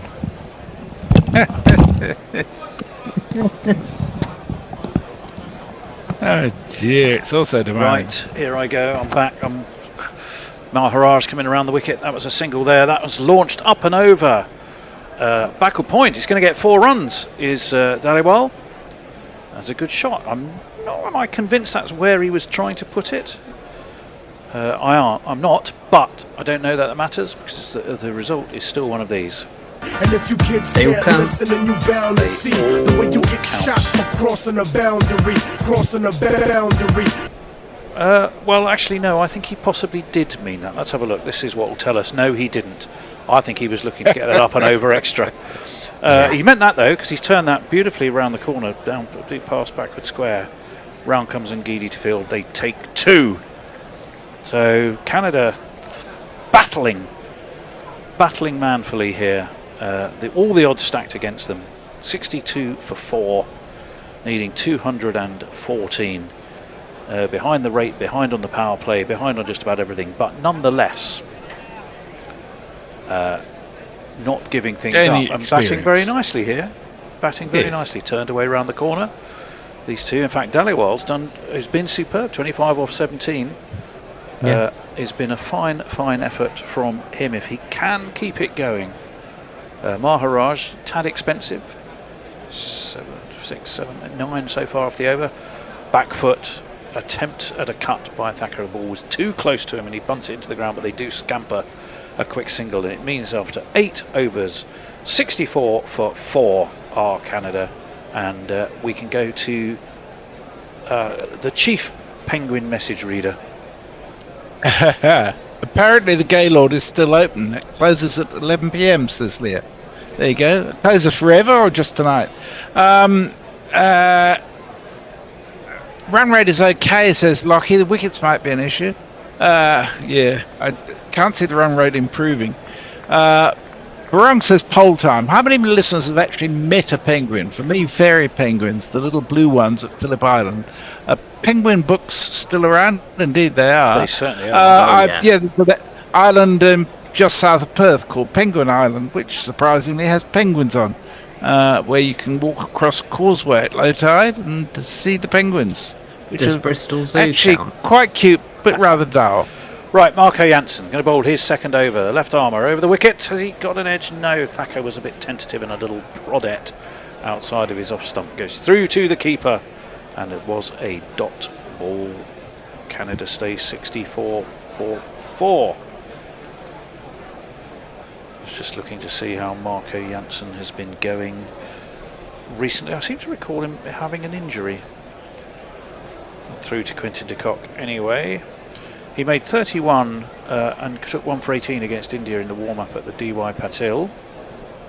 In he comes to Thacker. Thacker angles the bat, steers it down to third man Rabada Fields, and they'll take a single. Before that, he took 1 for 39 against the West Indies at Centurion. I think it was a 3-match T20 series that South Africa played. In the SA20, he played 12 for the Sunrisers Eastern Cape and took 13 wickets at 20 with a best of 3 for 10 against the Pretoria Capitals. He also made 42 in one game. So he swung the bat as well. At the moment, he's got Daliwal into his sights. Oh, and that's short, and it rose up at Daliwal, who was a bit caught in two minds. I think initially he was thinking he might cut it, and it just rose on him too sharp. And through it went to Quinton de Kock without any damage done, but equally without any runs scored. 65 for 4. But Will, I've been impressed with Daliwal. He's I think stuck to his task, hasn't he?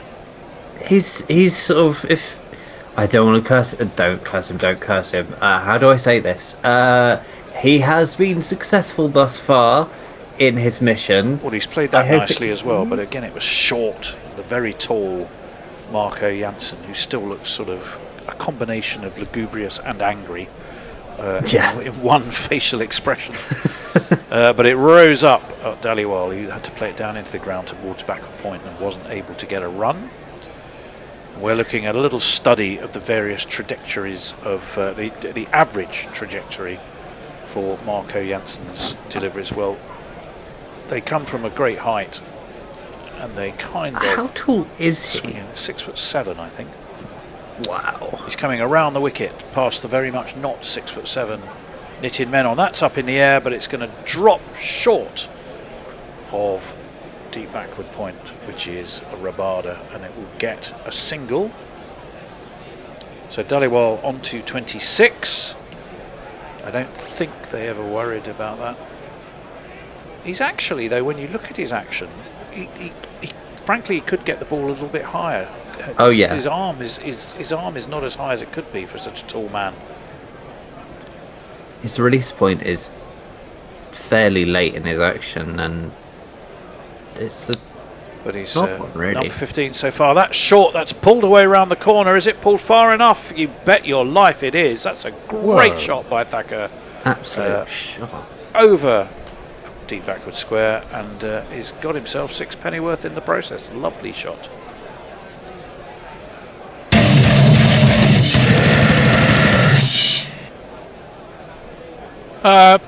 So Rowan Daly sends a lovely message. She says, "Wonderful commentary, guys. Absolutely fabulous. The jingles are not only unique, but quite hilarious. By the way, don't write off the West Indies. Keep up the great No, work." well, Thank we're not you. writing them off. Don't Definitely you worry. No not. way.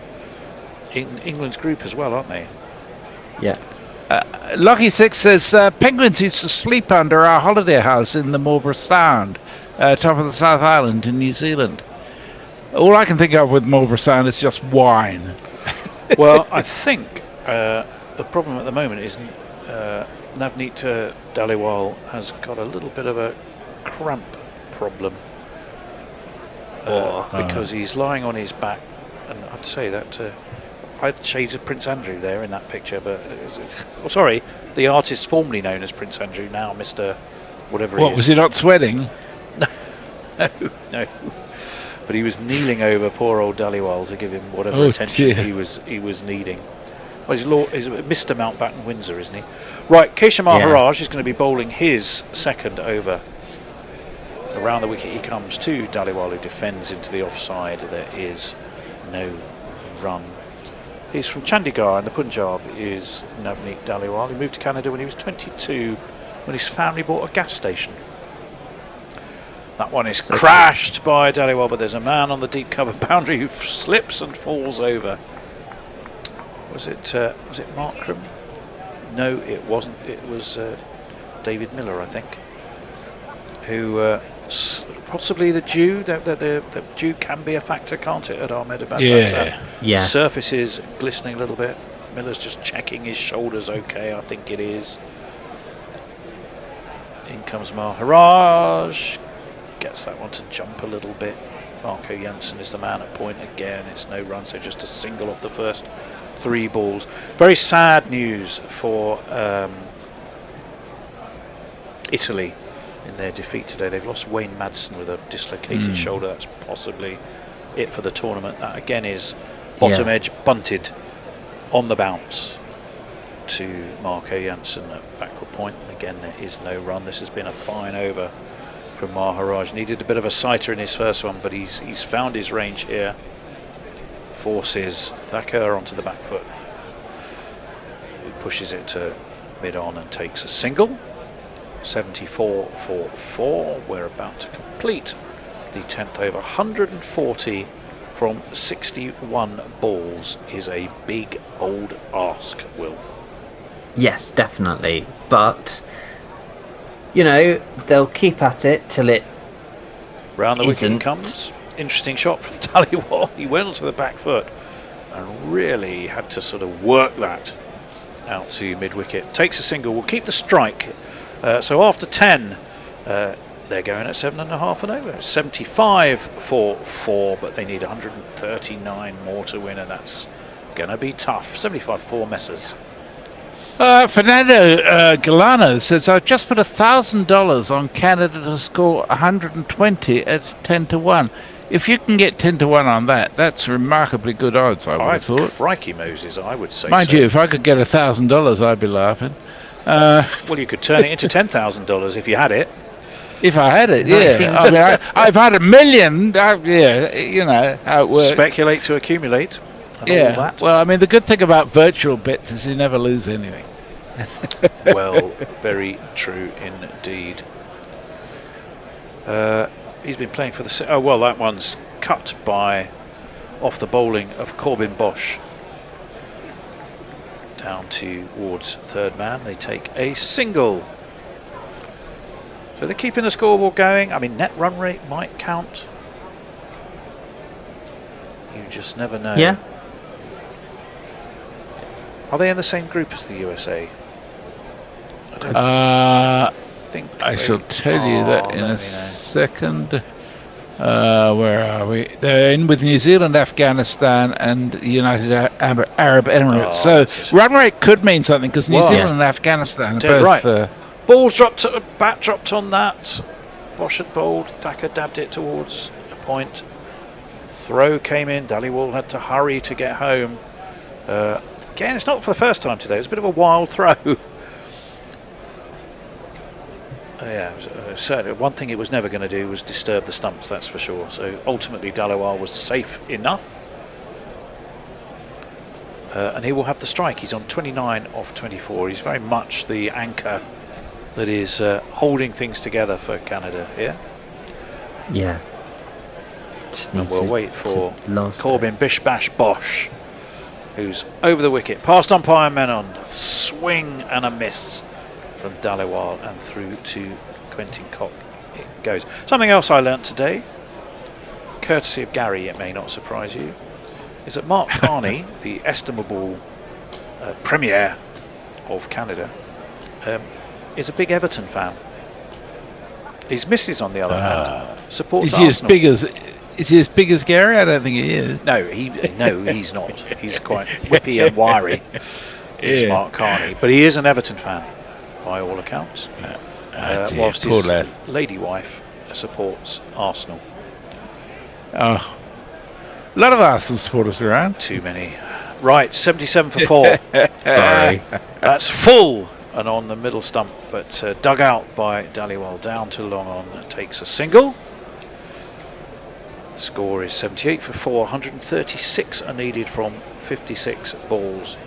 So just keep going, Canada. If you're all there at the end, at least within sight of that, that will help that net run rate, and that could well be important in this tournament. I think it could be important in England's group as well, to be honest. I mean, when you think Scotland, with their one win over Italy, have leapt above England, the slightest slip up could mean that second place is up for grabs. But we shall see. Yeah. Corbin Bosch in, short, pulled. Oh, he's got hold of that. Goodness me, Thacker, what a blow that was. He's absolutely hauled it over mid-wicket for one of these little puppies. 2, 4, 6. What a belter that was. Crikey Moses. Beautiful shot. Really lovely. Every World Cup, I'm very tempted to try and get hold of all of the Associate Nations shirts because I think they're all pretty great. You need a lot of money. It's one of those weird collection things that I always mean to do. Right, so what's Corbin Bosch got in response? I think he might have a wicket. Quentin de Kock thinks he does. Corbin Bosch thinks he does. And I'm afraid it was 6 and out for Thacker because he did get an edge. It was taken by Quentin de Kock. He's chatting to Daliwal, and I think they're going to review. They've got 2 remaining, so frankly you might as well when you've got 2 set batsmen and you're chasing a huge total. I can't see why you wouldn't. But the think tank that is surrounding Corbin Bosch and Quentin de Kock, even Marco Jansen half cracked a smile, which means there must be a degree of confidence that they think they've probably got. Oh no, there he was, the full Marco Jansen grin, which I have to say looks a bit scary. I prefer him when he's frowning. Oh yeah, it looks very, very unnatural. Shafadullah, umpire Shafadullah is our third umpire. We're getting a close-up view of him thinking. There's nothing on the outrage. There isn't, you know. There isn't. I think Thacker's going to... Good review. Coming back. Yes, says Nitin Menon. Or no, more accurately, says Nitin Menon. You can come back. That's not a wicket. And Thacker survives to fight another day. Which I think is exactly what Canada needed to hear, seeing as he's being bowling so well. Harsh Thacker.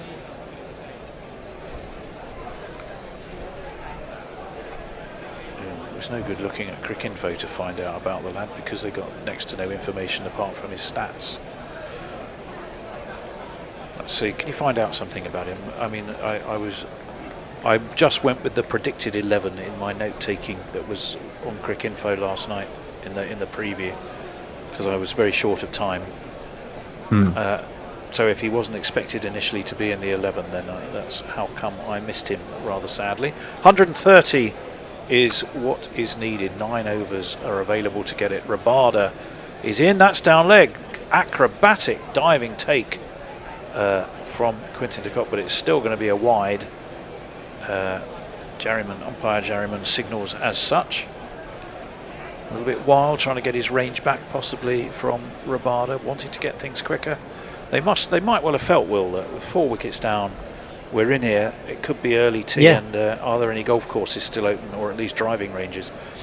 But the reality is, Canada are proving stubborn here, and good for them. Rabada, that's a better ball. Oh my word, that really tucked up Thacker, and I'm not quite sure where that hit him, but it didn't look like it was going to be particularly comfortable. Though he doesn't seem too inconvenienced. But it is a dot ball. This partnership, though, 41 off 34 balls, not really the pace it needed to go at, but for guts, resistance, and general backs to the wall, never say dinus, it's been pretty good, I think. Full marks to them for that. It's kind of all you can ask of any team, really, and they're doing it. Rabada in. Defended into the onside, just dabbed past the square leg umpire. They're going to stop at 1. Marco Janssen lopes around to field at backward square, and the score edges forward to 87. They just need they are up against a world-class attack, without a doubt. Clearly, the ability to hit a long ball is there.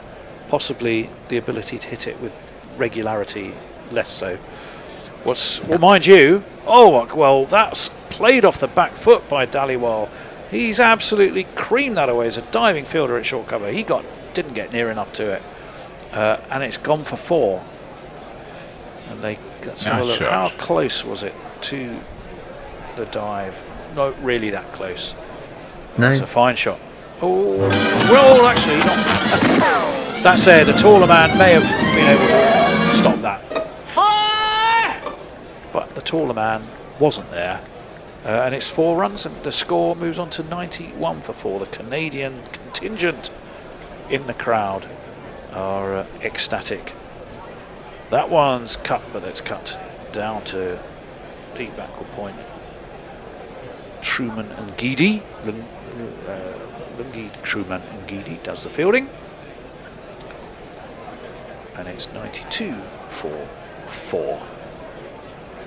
Is that his actual middle name? That is it. Truman is his middle name, yes. Wow. There we go. That is his Learn something all the time. Thank you, Tony. Rabada, no one meaner, no one harder. But he's had to give up a single there, because although it was a full Yorker, it squeezed out into the offside by Thacker, who got himself a single. 93 for 4. Probably worth mentioning that we're on air at the same time tomorrow for, is it Pakistan and the USA tomorrow? I can't remember. I know I'm not. I think it is. Where are we? From Tony Bishop, Tuesday the 10th, crew. Oh, hang on. Could be a no ball here. I think it was. Yes. Yeah. So one more to the score, and possibly, do you get a free hit? Yes, you do. Short. And another, well, it's short and wide. Given as a wide, 1 for the over. And that would mean surely he gets the free hit all over again. So 1 to the score and another free hit. Excellent. Well, there we go. Keeping things interested. Made his senior debut for the Canadian national team in 2018. Did Harsh Thacker. Yes, it is Pakistan and the USA we've got tomorrow. But it's Daliwal who's facing. This one's full.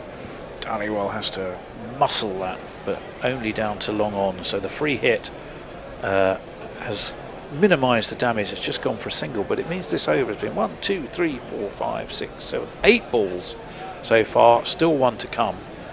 We've had 2 wides, 3 wides, because one involved a single as well, 1 no ball, as well as the legitimate deliveries, from which only 1 boundary has been scored, and there, I guess, has been the real challenge. And actually, it's not the first game where, shall we say, the developing nation, I'm not quite sure, the associate nation, that's just defended. Rabada is quick to field off his own bowling. It's the end of the over, 96 for 4. It's not the first game where the chase by the associate nation has possibly shown a little bit of promise, but not ultimately had the head of steam to get it where it needs to be. Anyway, Messers. Mike Black gives us more Mark Carney info. Says Mark Carney's favourite band are The Clash. Good He went for to see him. them as a youngster, and London Calling is his favourite album. Wow, you know a lot about the man. Ferdinand Galliano, who put the money on, said, now an arrogant South African said they wouldn't reach 100, so I baited him good. So he's the one who gave you 10 to 1, is it? I couldn't see the bookies being that generous. Well, they're That's only a at very 96. good bet. But what was? Remind me what the bet was, Messers. For them to reach 120 at odds of 10 to 1. By when, or just in total? Well, at the end of the in innings? total, yeah. Oh well, you'd think so. Marco Jansen is in. Daliwal just pushes square. Jansen lopes after it, giraffe-like. And That would be a they hard get bet to a resist. single. And they put £1,000 on that. What currency then? What currency? Well, it just said $1,000. Oh, $1,000. Well, okay. Yep. I know it's diminishing in its value, but nonetheless, still decent money. Oh, Canadian dollars though, maybe. Are we talking Canadian? Maybe dollars? Canadian, maybe Australian, maybe New Zealand. £500 though. Well, true enough. 97 for Still 4. lots of money. Jansen in to Thacker, who survived what we all thought was out. Nitin Menon thought was out. Corbin, who was bowling at the time, Rabada thought it was out. Quinton de Kock thought it was out. But when the fourth umpire, Sycat, looked at it, he said, nope, that's not out at all. So Thacker is still there. He's on 26-37 off Daliwal. For Daliwal, rather. 97 for 4, Canada. And it's Thacker who's ready to face tall, imposing Jansen. He slaps this up and over cover, but there's a man in the deep. So it will just get them a single. Score moves on to 98. I'm now totally fixed on 120 as an important landmark. Not so much for Canada, but certainly for one of our listeners who stands like he might win a decent amount of dosh on the back of them getting to 120. Money. It's cavalier odds from whatever bookie they got it from, because that does seem generous to me. 116 for 45 is what Canada need. That's been lofted, but it's bounced short of Rabada, who's at deep backward point, and again it's just a single. So 3 or 4 balls of this Jansen over. 99 the score. They're going to tick imminently, one would think, to 100, leaving 20 more for that bet to come in. We're having another look at that awesome catch earlier, which was really remarkable. It got rid of absolutely amazing. Couldn't quite believe it. And when you see it again, he only just gets it with his fingertips, doesn't he? And then, but he's clearly got big meaty paws that went around it. That's swinging wide and swung at but missed by Thacker, taken by Quinton de Kock, and it's a dot ball. So the score stays on 99 for 4. What does that equate to? I know it's 115 off 43 balls. What does that mean in a sort of runs per over currency?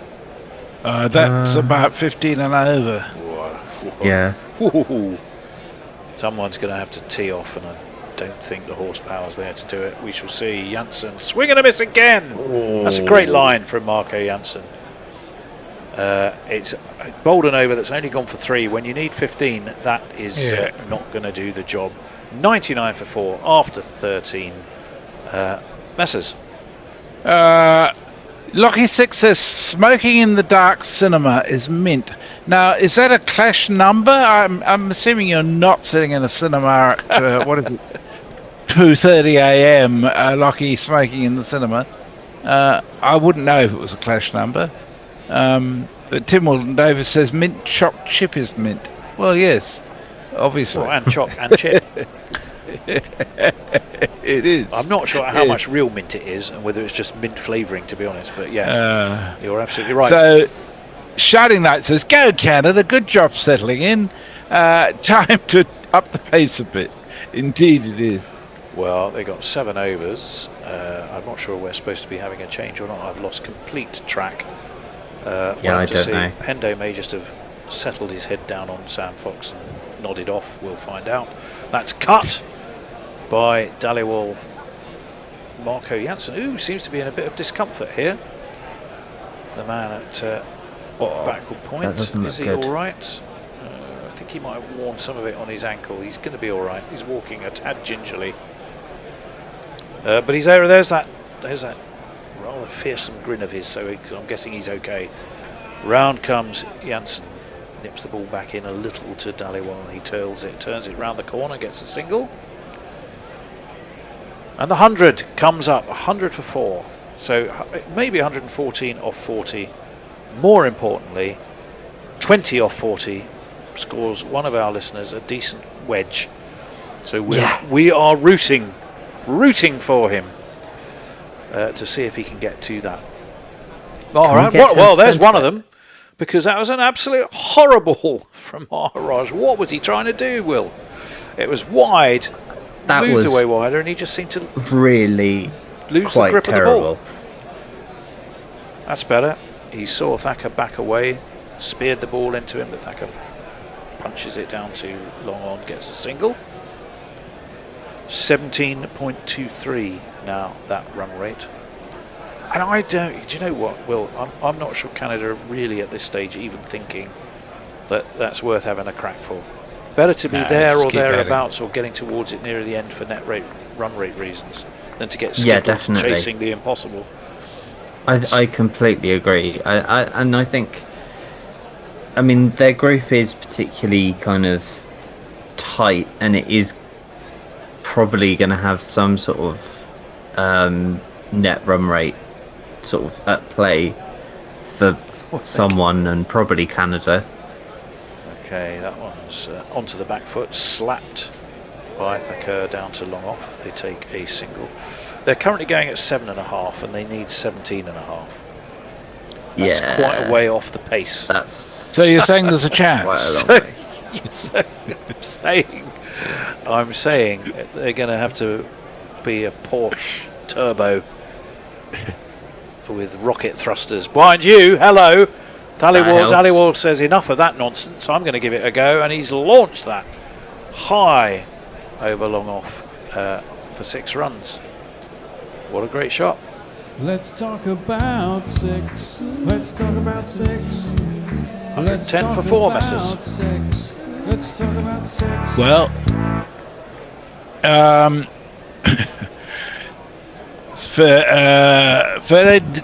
Ferdinando Galeano says he's Zimbabwean. Only kidding, Canadian. Handshake on the trade done during the break after South African innings. Liquor always improves the odds. Yeah, Shining Knight says, I just hope he sticks to his end of the bargain. Yeah, I hope you remember your bargain if liquor is involved. I hope you've got that written down somewhere. Yeah. You've Hendo's heard bringing in Monty Python. There was a character called Arthur Two Sheds Jackson. Yes. Who every time he was interviewed was only ever asked about why he had 2 sheds. And yes. I am next to Nigel Two Pillows Henderson. Yeah, Meg Rowe. 2 pillows? 2 pillows, yeah, to deal with my bone spurs. Wasn't that a line from the Trains, Planes and Automobiles film? What's that about bone spurs? Steve Martin ends up having to share a bed with John Candy, who says, do you know what, I strangely had this dream where I had my head between 2 pillows, and Steve Martin said, those weren't pillows. Oh, God. Will, are you happy to leave, for me to leave you to do the socials from here on? I can do that if you well, want. why don't me you to. summarise, Will, and I'll do socials. Should we do it that way around? Okay. I know you're not That'd be great. super keen Oh, on yeah, socials, sorry. Thank so you. I'll happily do I'll it catch you guys in Pakistan tomorrow. Or Really? Bloody hell! I better check the flights. Make sure we're in the same city. I wasn't really expecting to be back when I left. There were 4 wickets down, and there are still 4 wickets down. And it's been a pretty remarkable partnership by these two. A couple of meaty blows. Mighty, meaty, big and bouncy. And that's just the pillows. Oh, it was actually an album by The Who. Oh, was it? Yes, it was. Oh, there you go. Things I didn't know. But yeah, there's been a really, really encouraging performance from Canada, and it kind of shows you that South Africa did need to get a good total on the board. Yeah. Well, Shining Knight's got a fair point. He's just got to increase the net run rate to beat the UAE. Ah, right. Yeah. Okay. And actually beat them too, which is true enough. Yeah. You can't Yeah, I just mean, they're rely not on going to that get 103, 104 in 6 overs. Almost a remarkable piece of batting if they did. But I do think it's, as I said when I went off air, and at that point, things were looking much more difficult for Canada, just in terms of surviving. But now they've got to that point that they could just enjoy themselves a little bit, I think, and potentially, get up with that run rate, keep that net run rate up as high as they can, but also with 6 wickets in hand, with 6 overs to go, they can play a few more shots, but they're just going to get some good experience here, I think. I think the thing is, what people slightly forget is that you are at a World Cup, and so you should try and take it in, and they're able to do that. And because that's particularly from a Canadian point of view, that's the thing that you get, and that you get to kind of, talk to your grandkids about, Yeah, totally. I mean, there is the outside chance that one of these or some of these guys will get a franchise tournament or 2 if they're lucky. Probably not the best paying ones, but Ngidi in bowls. He gives himself room, does Thacker. Plays a glorious stroke, Harry Brook-like, over the top of extra cover, and away it goes for 4 more. 1, 2, 3, 4.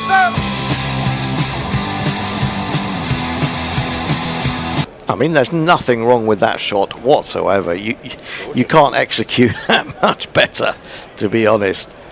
Fabulous stroke. And this is just really encouraging. What I've seen from the Associate Nations really is deeply encouraging. Ngidi in again. He's gone after that one. He may have got underneath it. I feel like he has. It's gone flying down to 3rd man, and Rabada has dived forward, and Thacker has perished just as we were getting it started. It might have been the slower ball from Ngidi. Yes, it was 70 miles an hour. Tried to hit it as hard as he could, much like the previous delivery, but Ngidi knew a little bit too much for him. Lured him in, back of the hand, and up it went off a thick outside edge. Oh, shit. This is really fucking bad. No. I thought the bear had just walked through the door. So did I. That was weird. That was very What strange. would be even scarier if he was walking through the door and still things were moving around remotely on the screen. That would be really worried. That's harsh on Thacker, because he deserved better. He's gone for 33. And the 5th wicket is down, but he'll be pleased with his contribution. And they've got to take that into games against teams that are more their level. Yeah. And they can have a good day and a successful day. Well taken by Rabada. Diving forward a little bit at 3rd man. Saad bin Zafar has come to the crease. The only man, I believe, as Tony told us earlier, to bowl 4 overs for none in a T20. Is that right? Was it Zafar? That was the one. Against the mighty Panama. Saad bin Zafar. Here he Sure is. Let's jingle him up. whose family own a strip mine. It seems that Canada's on the rise. Zappa's eyes are on the prize. Is Canada a cricket country anyway? That's quite rousing, isn't it? Not arousing, but rousing. Another slow ball from Ngidi, which is forced back to him by the left-handed Zafar. He dives to his right and prevents that getting away for a single. He's a very good proponent of the slower ball. It's very well disguised. It's not so much out the back of the hand as out the front of the hand, Cracking bit actually. of fielding as well off his own bowling. Well, he has gone down already once today, hasn't he? Down, thinking there was a return catch, diving to his right and crashing to earth on what looked like his hip or somewhere thereabouts. Pulled by Safari, put body, mind, soul, and just about everything into that, and only then cleared Miller by a few yards. He's got through for his first run. To be fair, Miller looks like he's about 7 foot tall and about 7 foot wide. Yeah, Miller. I mean, he's a brilliant batsman in this form of the game, isn't he? Yeah. I'm trying to think of that game. There was a test match we were watching. Was it South Africa with Miller ending, or was it a one-dayer where he ended up getting 100 from about, he was about 35 not out. There was no way they were going to win it, but he went on to get 100 while everyone else was 5 falling to go around for him. that bet to come in. And Oh yeah, that's a good one. Oh, slower ball, cleverly disguised again, but Daliwal is strong enough to spot it right at the last minute and get back down on it, get it away to deep square where Rickleton, in an unfamiliar position, having been ousted by the unretiring Quinton de Kock behind the stumps, and they get 1. 4 more to go for that bet. What was the bet? 120? Yeah, 120. Stephen Clark says so. This 120 bet is surely on the cards, but equally, he then adds, unless the bet was indeed for exactly 120. Oh. Needs to Slower clarify. ball again, and it's slapped over the top of extra by Zafar. You pick that one and put it away. Ngidi goes for 4. Off his final ball, 10 runs from the over, but he finishes with remarkably good figures. Really tantamount to that, because of those 3 early wickets when other bowlers were going for a few. But he's ended up with 4 for 31. Magnificent performance. Yeah, wasn't it just? He's done well. Zafar on to 5. Daliwal 47. Again, I don't want to curse him, but he really does deserve a 50. Farong, Ed Still, new Watford manager. Who is he? Good question. Was manager of Charleroi. He clearly knows a dodgy agent called Moggy Bayat, who gets some rubbish players, and now he's dredged the management barrel to get some bloke we've hardly ever heard of either. Maharaj bowls to Daliwal, who works into the onside. There is no mid-wicket which would enrage the remote bear, or even if he was in situ. And it's Maharaj himself who has to go and do the fielding. It's like being in the park. It's like when we were kids, being in the park, and you'd have to go, it was only you and your mate, and you were bowling, and then the bastard would slap it down to the stream, and you have to go and fish it out. It when it's so annoying. Shining. I used to make my little brother go and get it because he always. I just play it. Well, no, you hit it. Go and get it. Good idea. I think I think there might have been a point where, if you hit it on the leg side, you had to go and get it. It got to that point. And of course, actually, the worst thing is when if someone missed it and you had to go and chase it behind the wicket. Maharaj in bowls, and Zafar goes back, tries to cut the ball, doesn't really come onto him, and he ends up really just hitting it back to the bowler. Maharaj is staying round the wicket to the left-hander. Well, we're past 120. We're past 120. There should be celebration somewhere. That's a little bit wide outside the off stump. Again, he tries to cut, keeps low, can't lay bat on it. Deliberate, I would say this must be from Maharaj, keeping it flat. Maybe he'll just offer one up in a minute to lure him in. It's Ferdinand Galliano is our man, and he did indeed punch the air and go yes, or at least he did yes on this. Don't know if he was punching the air whilst typing.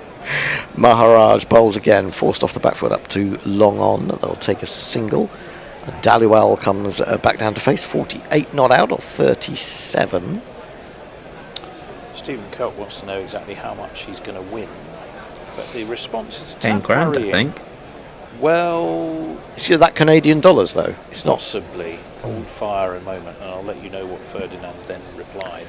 Maharaj in to Daliwal, who goes back and he eases this through square leg. He'll take one. Can he come back for a second? They think about it, decide against it. But or is it Ngidi, I think, down there?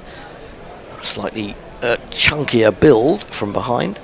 Does the fielding, 123 for 5, 3 runs off the over. It's not enough, but it's encouraging, especially when we talked about Canada. They lose both of their warm-up games, I think. Yes. Against, what did they beat Italy? They certainly lost to Nepal, didn't they? Maharaj in again. Zafar goes back. A lot of bottom hand there. Managing to get it up to Rickleton at long on. They take the single. He's kept the strike, which is not good for Daliwal, who's a run short of a 50. But we have some more. Well, they lost to Italy by 10 runs, and they lost to Nepal by 6 wickets. So they did lose to both. They did lose them both. Now, Ferdinand Galliano says, "Let's see, indeed, if he is a man of his word." Now, I thought he'd taken the bet with a bookie, but is it just a mate down the pub? in which case, if he's just either if you know he's very rich, well, have his money off him. If it's just some mouthy mate who's had one too many, you might want to let him off, suddenly having to give you 10 grand. So we're quite intrigued. Do keep I tell you what we'd like to see is if you can take a picture of him handing over the cash to you. That would be fun. Yes, and if you're collecting a large amount of money, may I refer you to Guerrilla Patreonship, which I was going to say, where's do our with cut? help. Oh, Bosch is back into the attack and he bowls a Yorker outside leg stump to Zafar, who had stepped back a little bit to give himself room outside off. Stephen Kelk says the tension while Ferdinand Galliano gets the thumb screws. You get many benefits as a Guerrilla patron. You get our podcast first and fastest. Tony talks to people. Well, also known as the Bishop and Bear.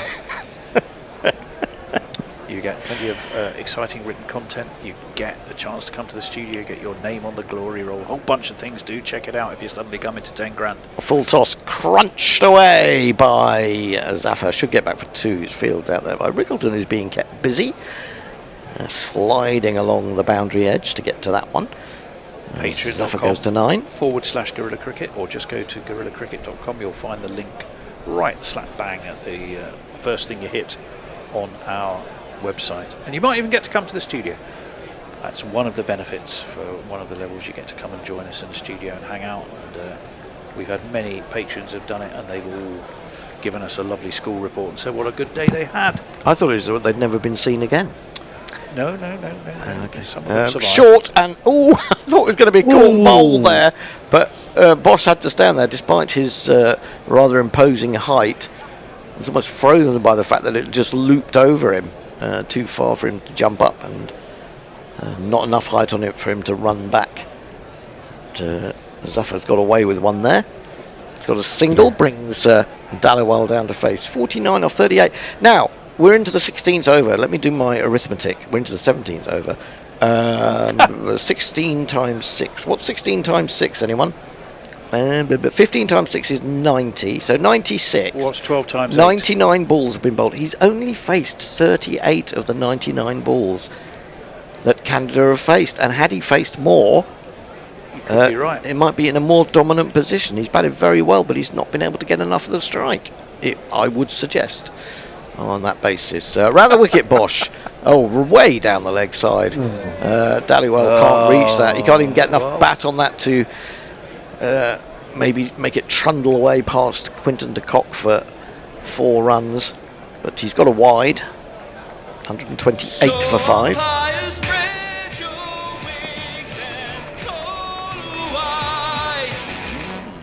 And Bosch is calling for some sawdust, which is is curious. I think there is quite a bit of. Is there a bit of moisture and dew? Well, it's the time, isn't it? It is. Do you know? I mean, Bosch does look a little bit like a younger version of the comedian Greg Davis. A little bit. Do you see what I mean? Not at all. Taskmaster man.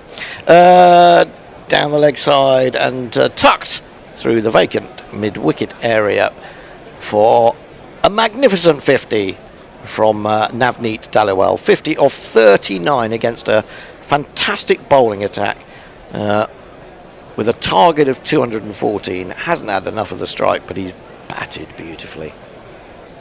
Seriously good.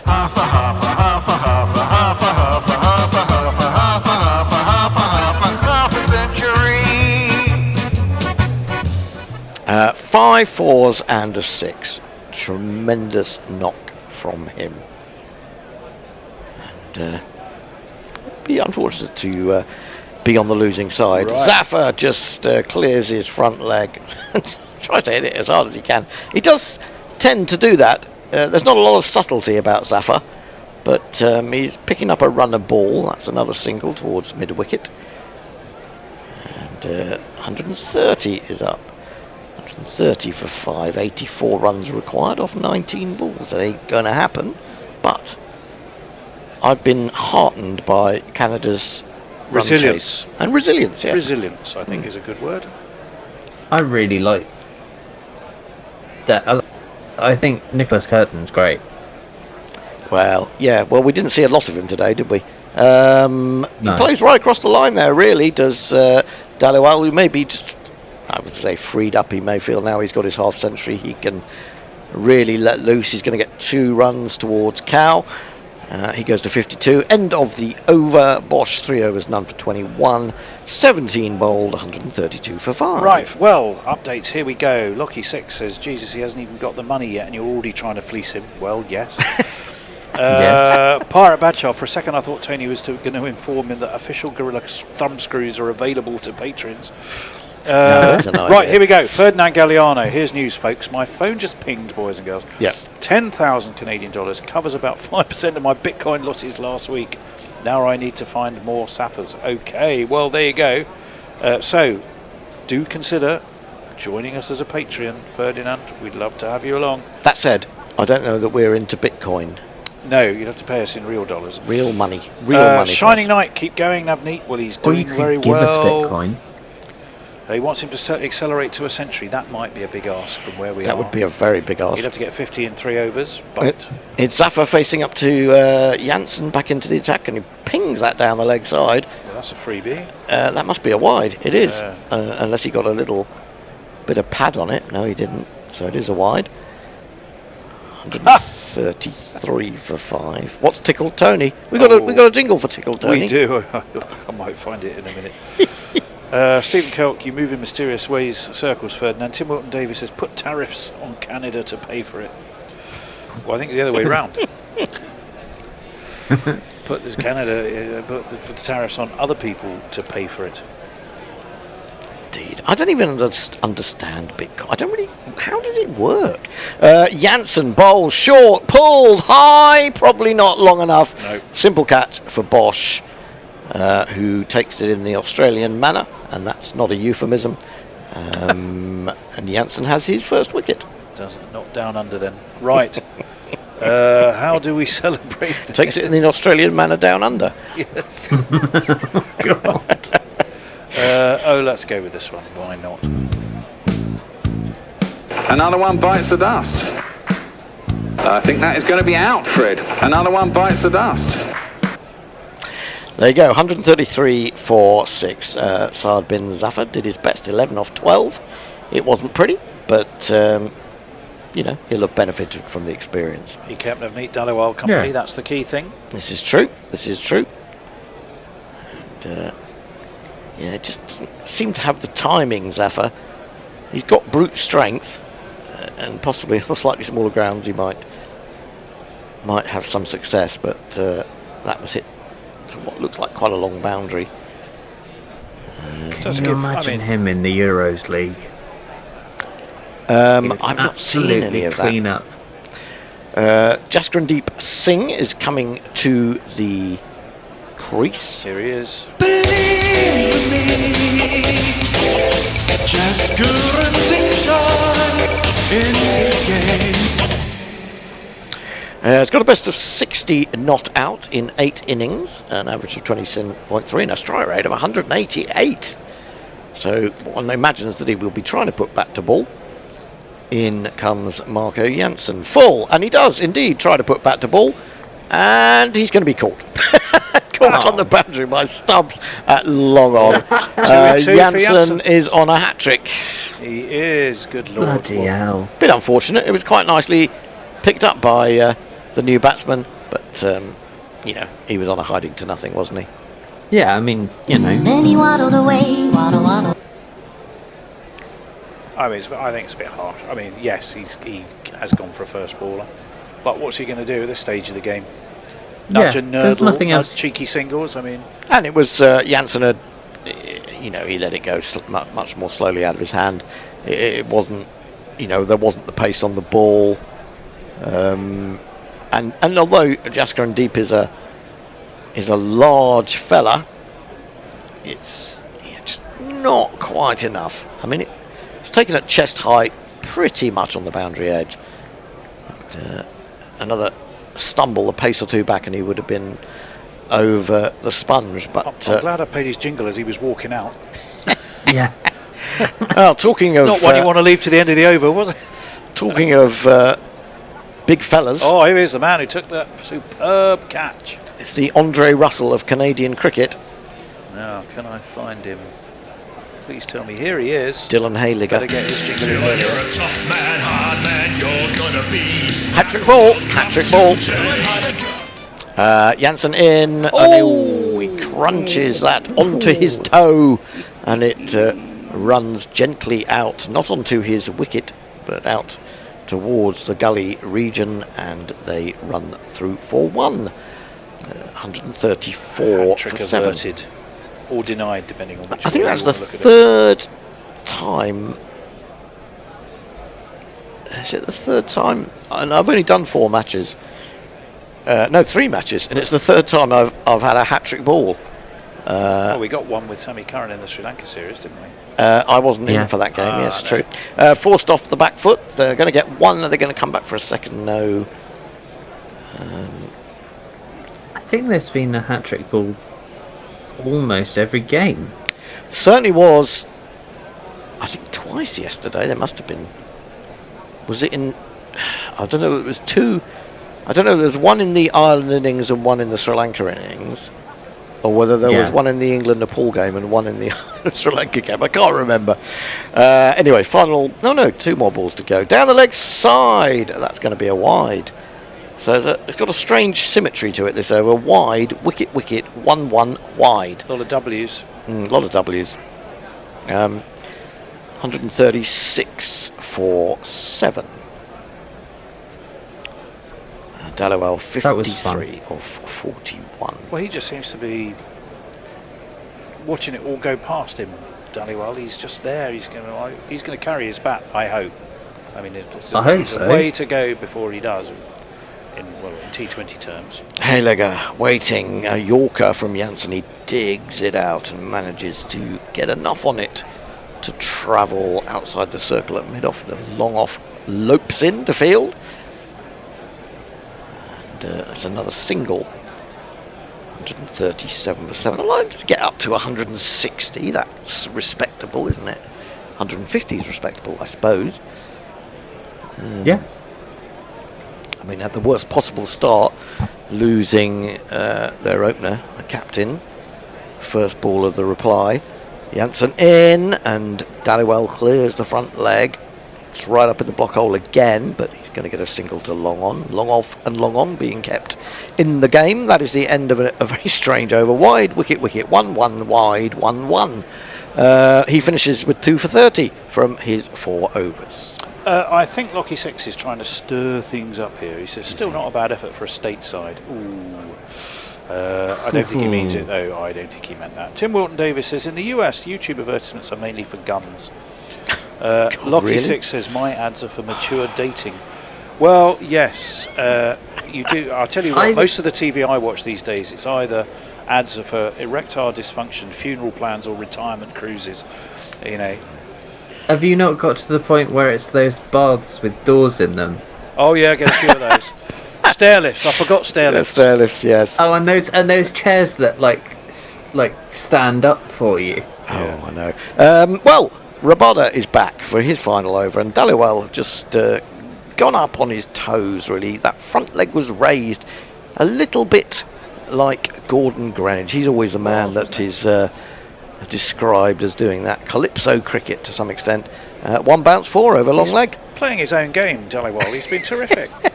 Yeah, the trouble is his game's not been long enough because he's only hit for 43 balls. He goes to 58, 142 for 7, 15 fours, 3 sixes in this game for Canada, and he's driven straight. He's dug that out. Fabulous shot. Janssen was racing across from long on, but can't get there. This is some innings. Who could ask for more? The number of the day is 4. There's something very limited in a good way, though. That his movement is very limited, but quite deliberate, if that makes sense.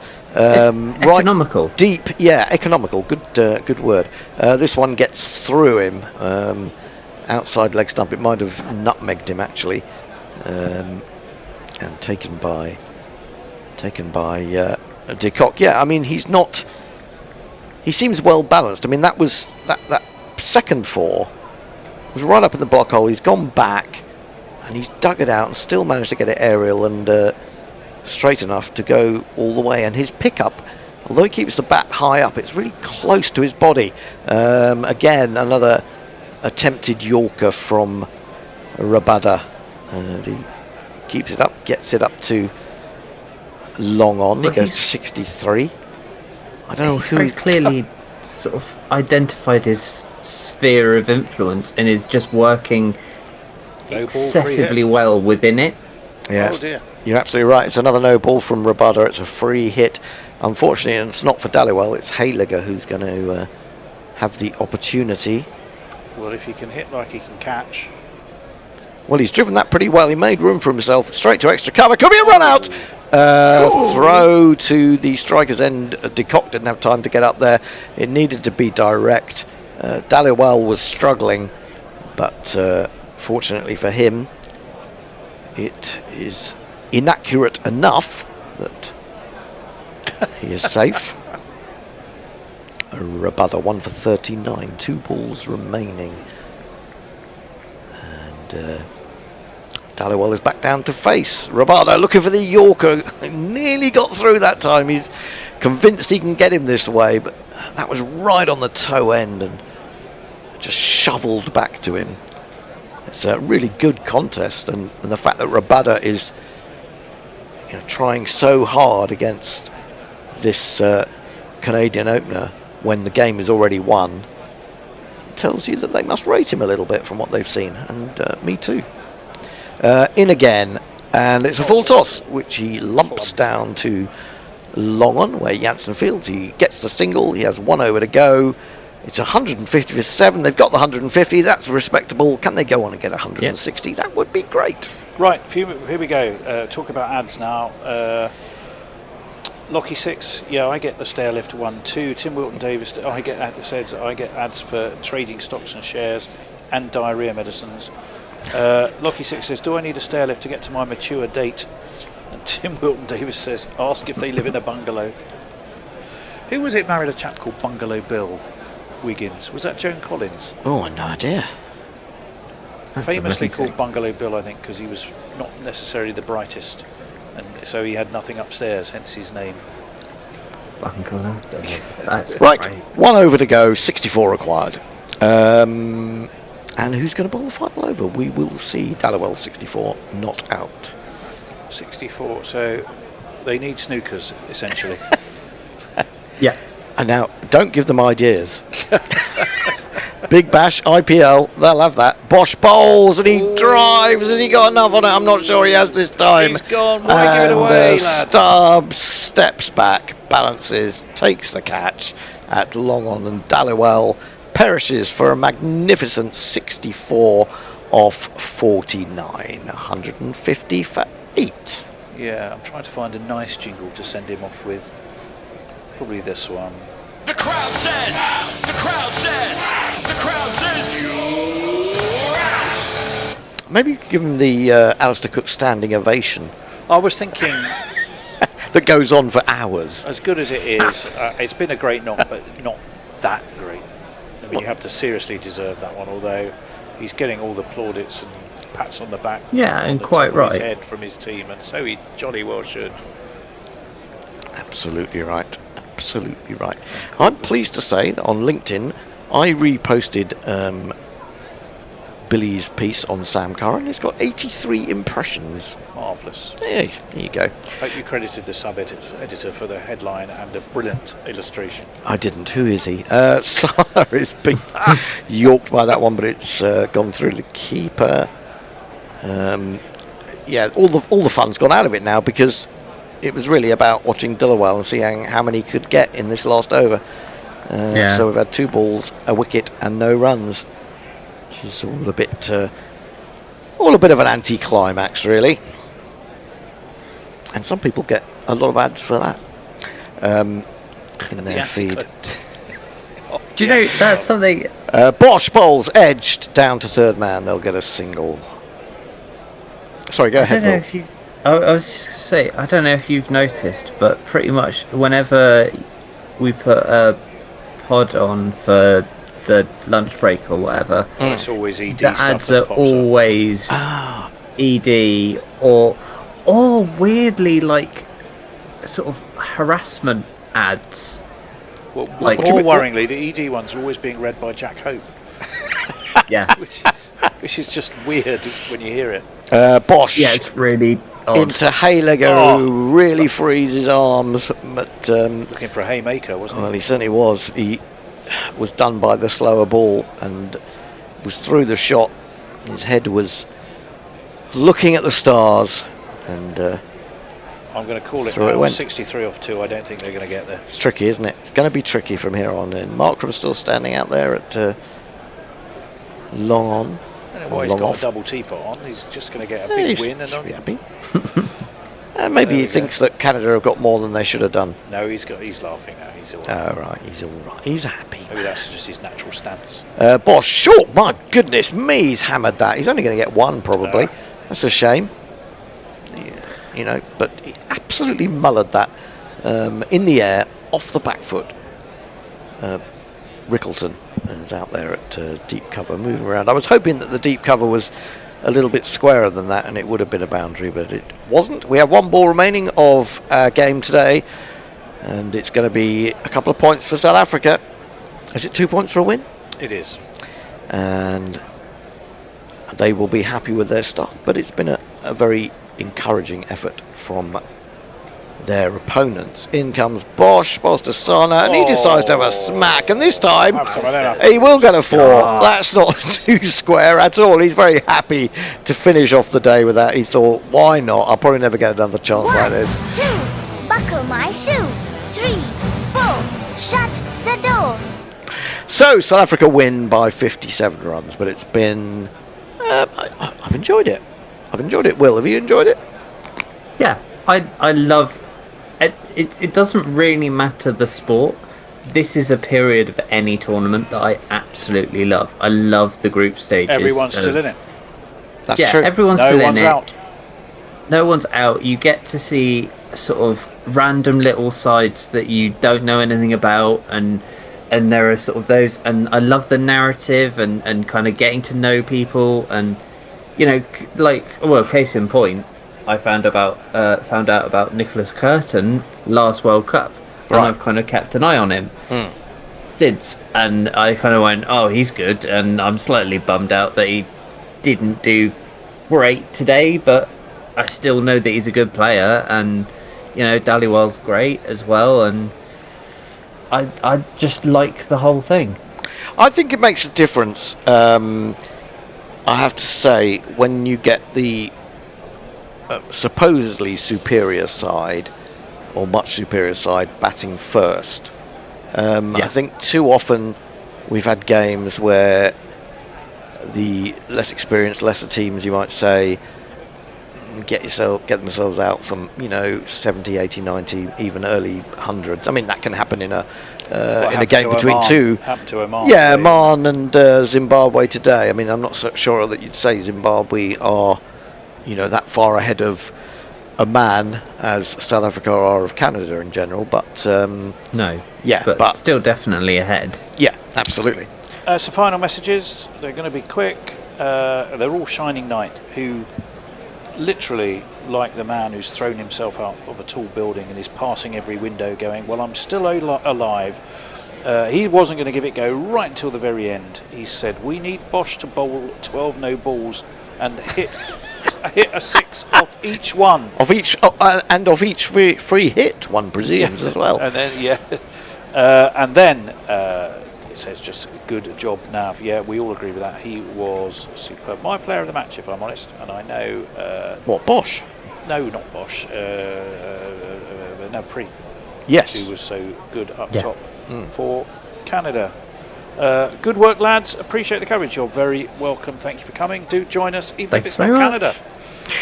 Tomorrow's match, I believe, is Pakistan-USA. And am I not mistaken in thinking that the USA beat Pakistan in the last World Cup in World Cup, USA? they did, yeah. Yeah, that was the big shock, wasn't it? In New York, I think. It was in New York or Florida, one of the two.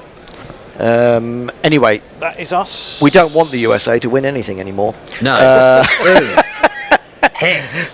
We don't see them as minnows in a cricket sense. We just want them to be thrashed. So join us tomorrow. It'll be what time is that one? 1:30 again? I think tomorrow's is 1:30 in the afternoon. I won't be in. Are you in tomorrow? Nope. I'm in. I think the Bear will be your compare. So listen out for us. Join us for the fun and frolics. But until tomorrow, it's goodbye from Will.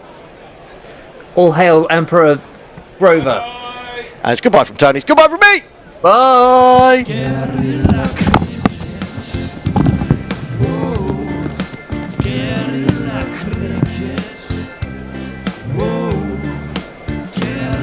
Take charge, man the barricades, patrol the cover boundary. At last the time has come, this is a cricketing emergency. Hear this call to arms for every cricket revolutionary. Take up your bats and stumps for the test match insurgency. At first they tried to silence us, but we would not be silenced. They threatened us with lies, so we threatened them with violence. Che Guevara, Sangakkara, Joseph Stalin, Douglas Jardine, Robespierre, Carol Hare, Vladimir Lenin, O'Brien Kevin, guerrilla cricket. It's not about the winning, it's about how many rules you break. Even in cricket commentary, this is the best advice to take. Pick guerrilla cricket, it's the finest choice you'll ever make. There's so much more to cricket than rev counters and a slice of cake. At first they tried to sanitize us and clean up our act, but people